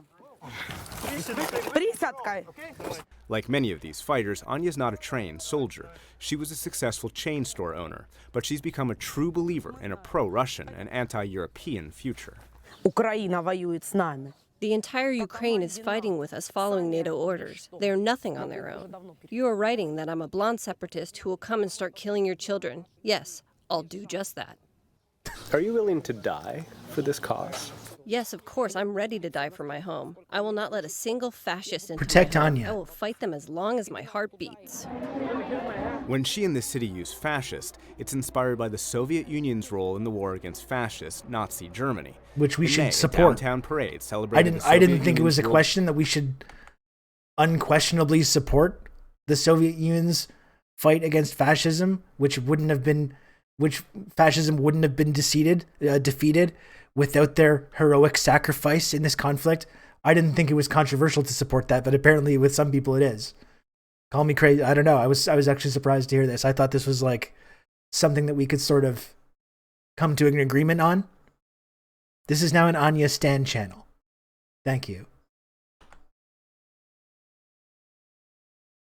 World War II victory. Today, the children of World War II veterans say this war is against the same enemy. Training for that war starts young. Teenage They're girls fighting spend literal Saturday Nazis. afternoons Like, this with not. Russian Kalashnikovs. You can count on me. You're going to have a good old The Rob average to Russian talk you soldier through all needs more than this. 10 seconds to do this. 15-year-old Katerina needs 9 seconds. Since I was little, I preferred playing football with boys to playing with dolls. Next up, Soviet hazmat suits. Their teacher, Sergei Fomchenko, is a former Soviet soldier Fucking and police badass. officer. Why, when we look toward Russia, do they call it a crime? In general, the whole of eastern Ukraine aligns with Russia. I would like us to be part of Russia. Upstairs, Why don't we he shows listen me to where these a rocket dissidents? struck this school. These dissidents seem Ukraine and Russia okay. have agreed Donetsk Why do we should want to hear from eventually some reintegrate dissidents, into but not other Ukraine? dissidents? But everyone we spoke to rejected that. Would you ever be able to go back to Ukraine? A lot of blood was spilled. Many people died. Graduates of this school and other schools are now in the army. For what? To go back to Ukraine? I think it won't happen. So the training continues. Once again, folks, our government is arming and funding literal neo-Nazis. That's not like an exaggeration. That's not an they're not like, oh, you call everyone you disagree with the fascists. They're literally fascists. Like, it's not a conspiracy, it's not a rumor, it's not fake news, it's not disinformatia. They're quite literally openly fascist. We're arming and funding them so they can fight these folks. And apparently, again, the enlightened democracy-loving centrists in our media establishment, such as Justin Ling, they think we should be on the fucking Nazi side. But once again, it's me that's the extremist. It's Red Jam that's the extremist. Right? We're the extremists. And not the reasonable centrists that want us to support Nazis in this fight.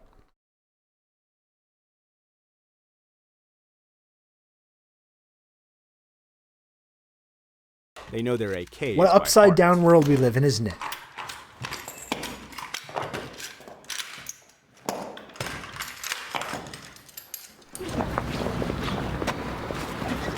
When they're not training, they're proselytizing. The Donetsk military is short on recruits, so the girls hand out recruiting flyers to fighting-age males, anyone between 18 and 55.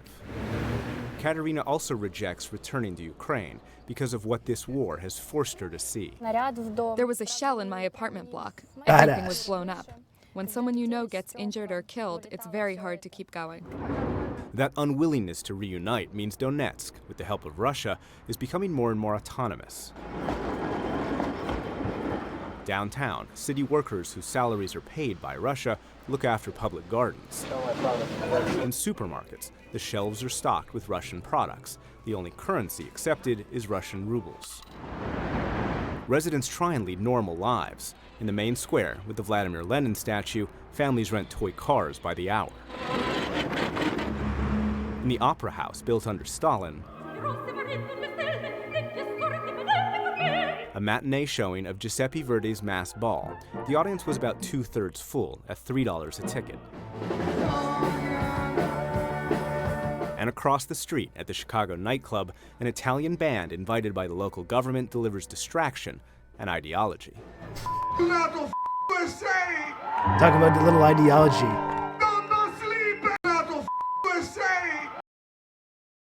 That's when you get that good old PBS ideology, sneaking it in there. Ooh, oh my goodness, they're saying, fuck you, NATO, fuck you, USA. Oh my gosh. Terrifying. I 100% agree with this position. And I have a feeling that some people in the chat do as well. I 100% agree with this position of fuck you, NATO, and fuck you, USA. I absolutely agree. It does that. If maybe that makes me an extremist, maybe it makes me a radical. I don't know, but I agree with this position.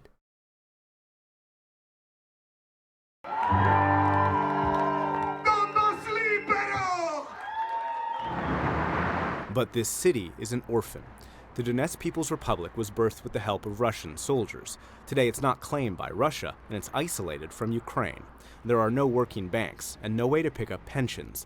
The best salary in town is a soldier's, $225 a month. Vadim Bazy and Alexander Goraikin are both 17. Beloved NATO. Not our beautiful NATO. Right now, Hey, maybe you should check into who are the founding members of NATO again? The people that were part of like the foundation of NATO, the central figures. I'm sure there's no shady or nefarious figures involved in that, right? Our beautiful, beloved, peaceful, democracy-promoting NATO, right? I'm sure there was no shady characters involved with that. Right?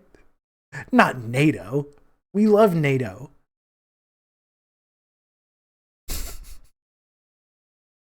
Not our precious NATO. I'm sure that all the founding members of NATO were just wonderful, Western-supporting, democracy-loving, anti-communist, non-authoritarian, terrific people, tremendous people, all the best people involved in the foundation of NATO. Rob, I've got some stunning news for you. What's the news? What's that?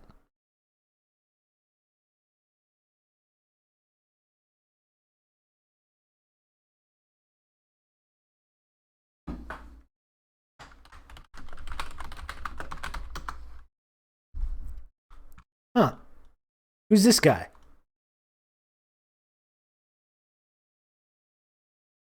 I'm sure this guy's all right. Adolf Husinger. This guy seems okay. Who's that?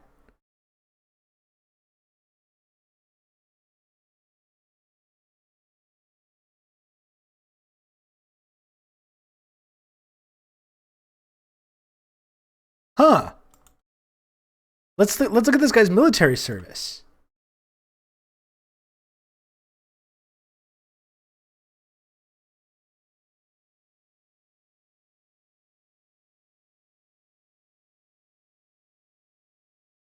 Who was eventually, at the end of his career, became a general for West Germany and served as head of the West German military from 57 to 61, as well as the chairman of the NATO Military Committee from 1961 to 1964. Let's take a look at that military service.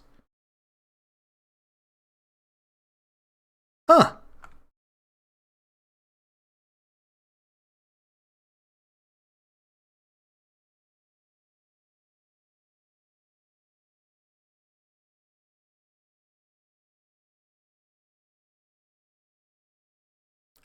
Huh. What's that red flag there? What is that?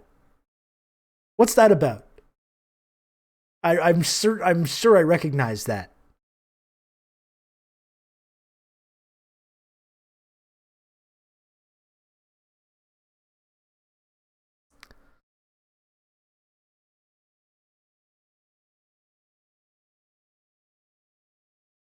Jake, to answer your question, I think we should encourage countries like Russia to be better on LGBTQ rights, no question. I think where what you're saying is not so cut and dry is that the idea that like LGBTQ community in Ukraine enjoys some kind of like unrestricted freedom is not actually accurate. A lot of these neo-Nazi battalions that we're funding in Ukraine have openly assaulted these people and openly attacked these communities. So the idea that like, you know, Ukraine supports these rights and Russia doesn't, it's not quite as cut and dry as that. While I do think we do need to pressure every country, regardless of ideology, to support these communities. There have been literal attacks in Ukraine on the part of these fascist elements against the LGBTQ community in Ukraine now. So the idea that like Ukraine supports these communities, Russia doesn't, not quite so accurate.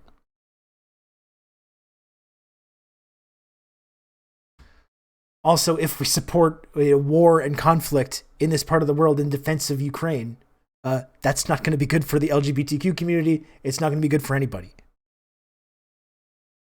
We don't go to war to defend the rights of LGBTQ people or ethnic minorities or for any human rights. It's 100% due to geopolitical and economic interests. okay? Not about human rights, okay? We use human rights for LGBTQ people, for ethnic minorities, religious minorities. We use their human rights. We weaponize their human rights in order to increase this kind of tension and conflict, not to actually support these folks, okay?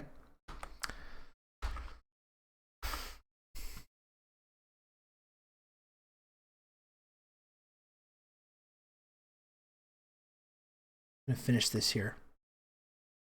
There are no prospects here. The best option in terms of opportunities is to go abroad, for example, to America or England.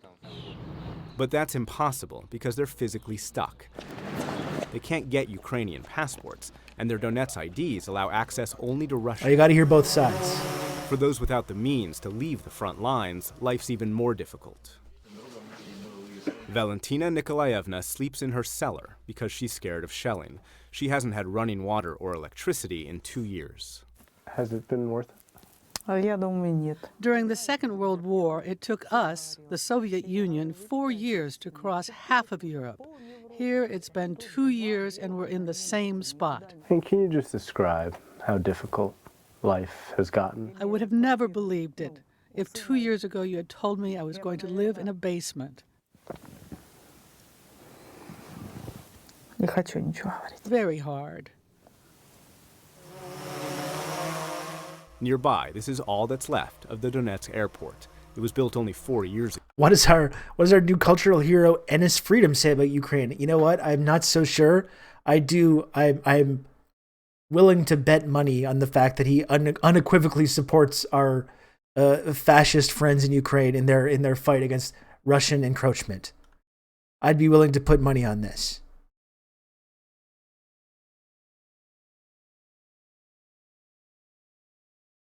He's getting that CIA Supermax deal. He's actually doing a reverse Kaepernick squatch true. We haven't discussed this. This is what's ultimately at play here. It's a contract year for Enes Freedom, and he's putting himself in a position now where if his contract does not get picked up next year, which is a possibility considering the fact that he can't play D, okay, he can go and crash the glass and get some offensive rebounds. I'll give him that. I don't think he's totally useless as a basketball player, but he can't play D. If his contract doesn't pick up, guess what it's going to be? Oh, I'm being persecuted. I'm being silenced. This is why I don't have an NBA contract. The NBA is bowing down to China. The NBA is bowing down to Turkey. The NBA is bowing down to Russia. This is why my contract is not picking up. He's going to be up on fucking Fox News every single day to talk about this.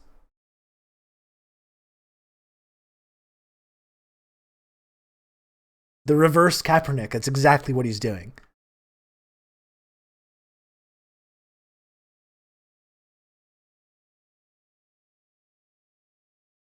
He's a victim of cancel culture. That's right. That's what he's going to say. Just mark my words. Clip it and ship it. Mark my words. Next year, in around September or October of 2022, we're going to be hearing a whole lot about Enes Kanter's lack of an NBA contract and who or what could be responsible for that.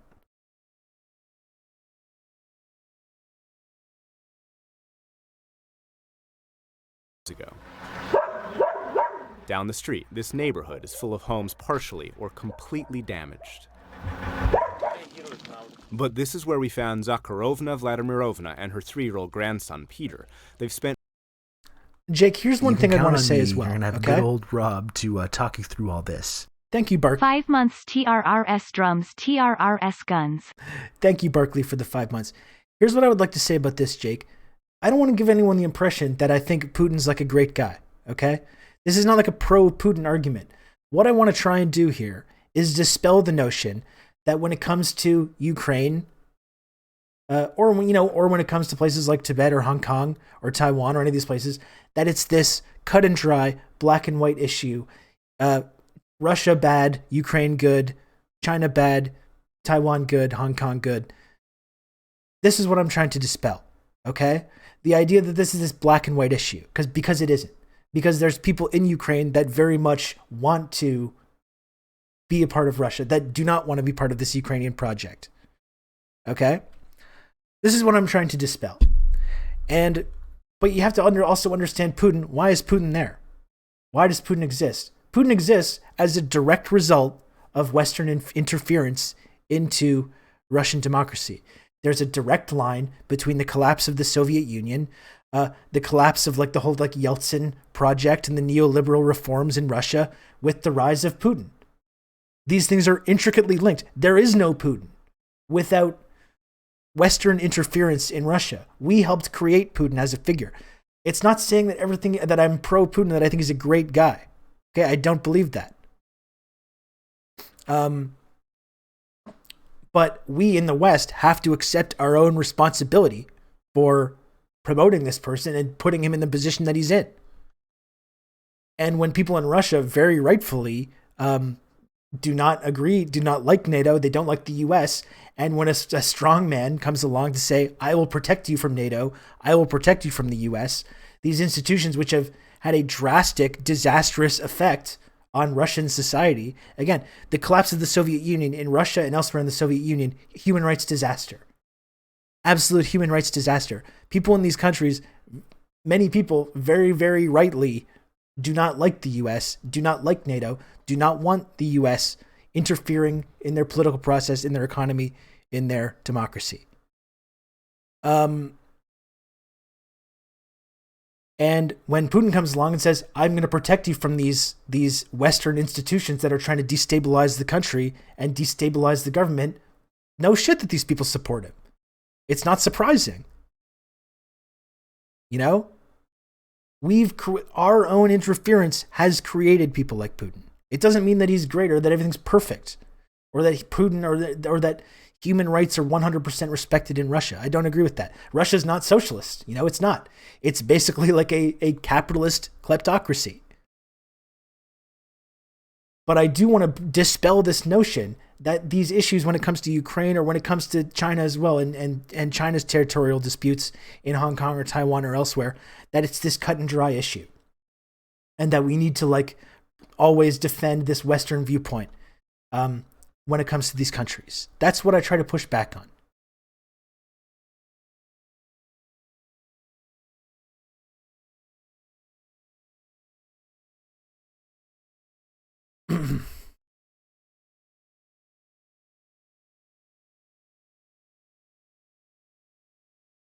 This is some guy, Rob Russo, some leftist based in Canada. I was turned on to this sick individual, and I found this. Oh boy, Sam Sater. What a fucking nightmare. What a fucking nightmare. Thank you very much, Majority Report, for the raid. Oh boy, we're having some kind of complex geopolitical discussion, some controversial geopolitical discussions are happening here.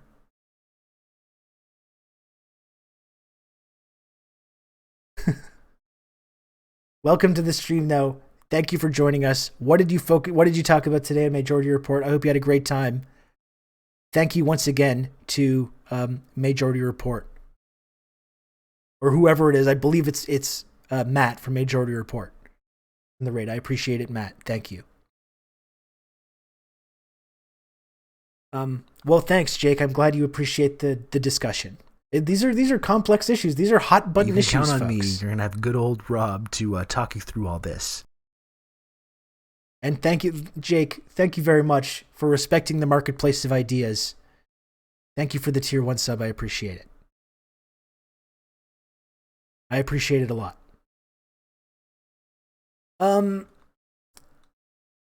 This is what we're trying to talk about a little bit today, folks. We're talking about these border disputes when it comes to Russia or when it comes to China. Russia, of course, in their conflict with the Ukraine. And I'm trying to very gently push back on some of the Western narratives that we hear about this. Which is not always easy to do, which can be difficult for some people to try and talk about. But I think it's important. Because, we're talking right now about this area in eastern Ukraine, Donetsk. It's on the Russian border. We're pushing back on this narrative that when it comes to Ukraine and Russia, that it's this simple black and white cut and dry issue of Russia doing this kind of aggressive authoritarianism and annexing the country against the democratic will of the people that live there. We hear that a lot in liberal media, not quite so accurate though. Not quite so accurate as when we look into these regions and discover that in fact, many people in these regions actually do want to be part of Russia and don't want to be part of Ukraine. We're also talking about how countries like Canada, in an effort to fight back or obstruct this so-called Russian hostility, are quite literally arming and funding fascists. Openly fascist neo-Nazi battalions in Ukraine who are fighting against these pro-Russia separatists. And we have a lot of media discourse in Canada, I'm sure it's the same as the US, that presents this as this very black and white, cut and dry issue. Russia bad, Ukraine good. So we have to support Ukraine uncritically in this fight, these freedom fighters.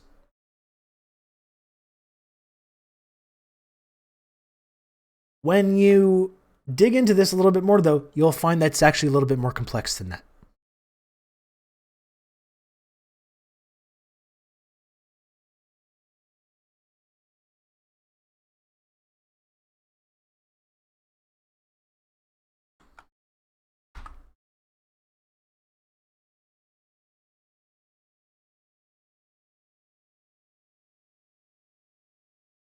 No, Iced Morte, I do get it. But that's exactly why I don't think it's correct to frame this as being this case of Russian aggression against the democratic will of people. These conflicts are still going on. These conflicts are still continuing, and I disagree with your analysis of this, that this is all an element of Russia.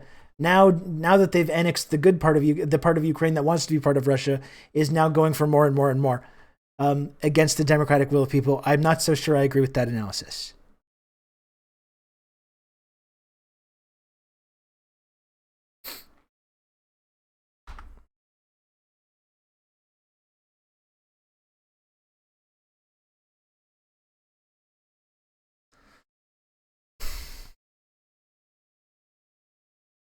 And again, this is the very sinister,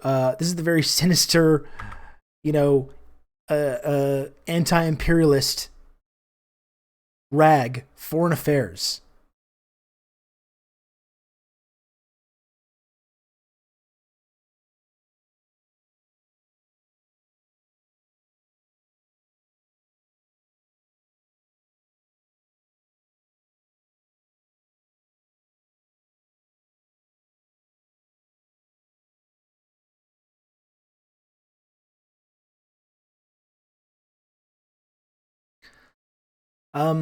Okay, anyway. Do I want to talk about this more? I had another video about Azov Battalion. Our friends in Vice did a story about this, under fire with the Azov Battalion. Do we want to check this out as well? Our friends in Vice.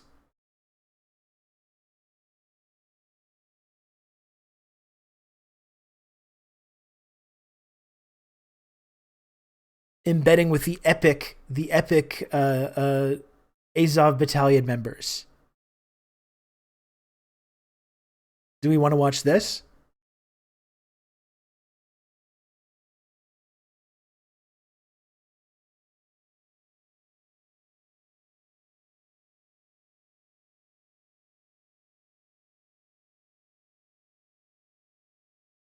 I guess we can watch this, right? And again, this was 2014, before a lot of these allegations about Azov became well known and before they were totally confirmed.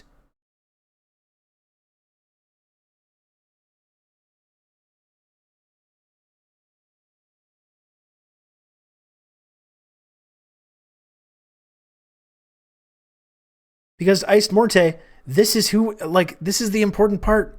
This is who we are arming and funding to fight this battle. And it kind of seems like in a lot of your arguments you're making, you're siding with these guys.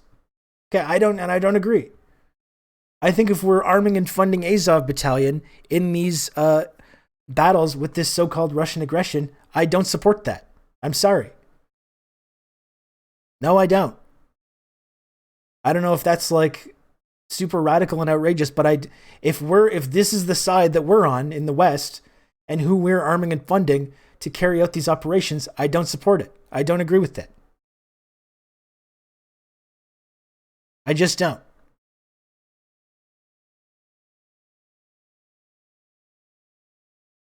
Hate communism and the Russians. That's all.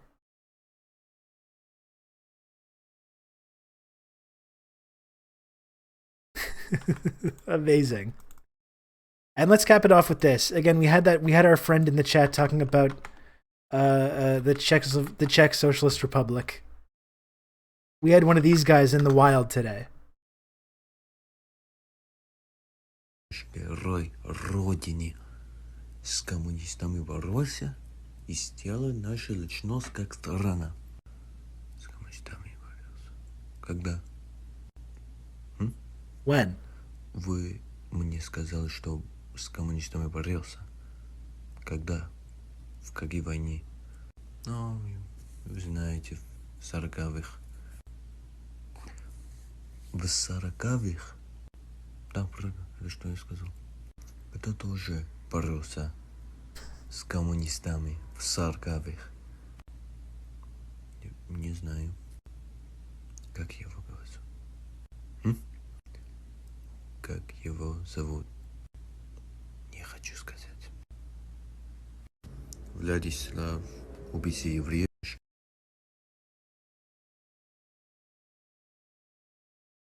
Every time.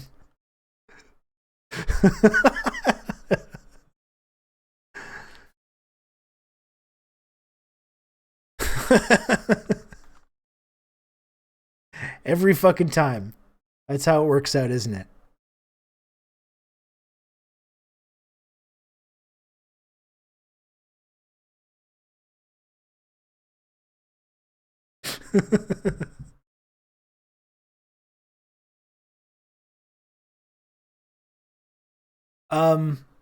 I think that's probably a good place to leave it, folks. I've been going 3 hours. I think I covered pretty much everything I wanted to talk about today. That's a good positive note to leave it on. I'm going to be back tomorrow.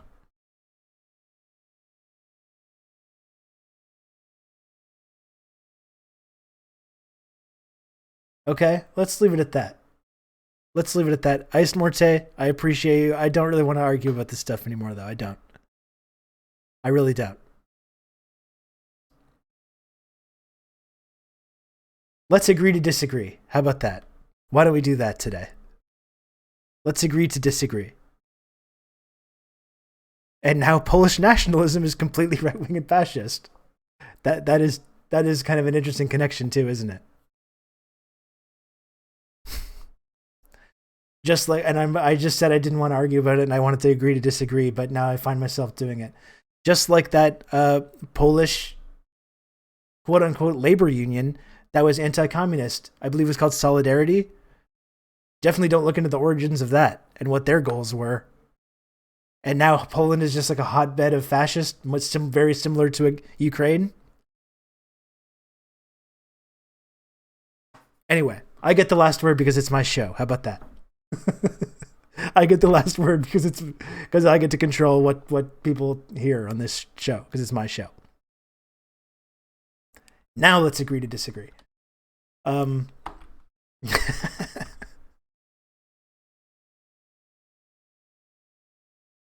Folks, I'll be back tomorrow, okay? I'm going to be back tomorrow. We're going to keep this up. I've got some guests coming, actually. I got some guests this week. I don't want to give anything away in case it doesn't work out.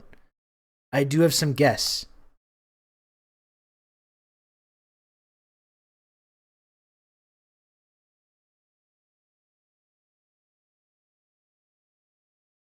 That I have planned for the rest of the week.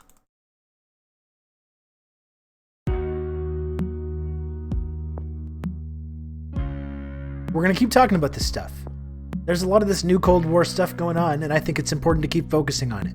So we're going to keep doing this.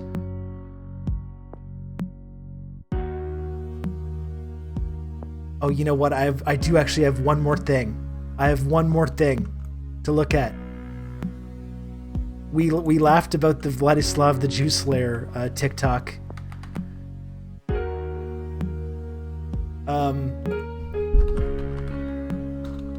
Got one more thing to watch just to laugh at.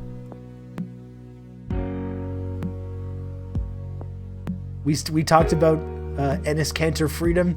He's come up a couple times here. He's come up a couple times. The friend of the stream, Juan Guaidó. Gracias, Enes Freedom, por sumarte a la lucha de los venezolanos por recuperar la democracia y ayudarnos a alzar la voz ante el mundo. We need more voices like yours, standing for people's rights and defending the truth without fear. That's from friend of the stream, Juan Guaidó. Venezuelan people are suffering as if there were. This is because Venezuela is under a cruel dictatorship that breeds hunger and violence, led by dictator Nicolás Maduro, a criminal. Isn't it clear what's going on now? If you're being a fence sitter about Enes freedom, isn't it clear what's going on now? Come on. Against humanity. Isn't it obvious what's happening now? Don't be a fence sitter on this. He has also been indicted for corruption and don't be a fence sitter on this new Cold War stuff, folks. I beg you. People I beg you, please. The regime has destroyed don't be a fence sitter. Country, causing hyperinflation for the past 4 years in Venezuela. People earn a minimum monthly wage of $2, and because of this, 76% of the population is under the extreme poverty line. Additionally, 95% of people. What are sanctions, Enes? Have regular access. Do you think sanctions have anything to do with poverty in Venezuela? We are talking about a country with. Do you think deliberate economic destabilization efforts on the part of the West have anything to do by mafias with poverty in Venezuela? Save democracy in Venezuela. They just had an election. They just had an election in Venezuela, which our friends in the mainstream media openly admitted there was international scrutiny, there was opposition parties running in this election, and Maduro won. That's called democracy in action, folks. Will be captured, jailed, tortured, and even killed. That's called democracy in action. National forces. There is no. It doesn't sound like Enes freedom likes freedom or democracy at all. As we speak, there are more than 250 political prisoners. Remember, folks, if you join the stream today and you like this community and you like the stream, join the Discord server, okay? Join the Discord server. Many countries support the cause of the Venezuelan people. Many countries, the international community. Juan Guaidó. Guaidó bravely took a stand against the dictatorship in 2000. After someone held a gun to my head and stole my wallet, I'm now suffering from poverty. We need, please drone strike my fucking driveway. Taking all the risks that it means. Join the Discord. I'll see everyone tomorrow, okay? Who struggles every Goodbye. day and fights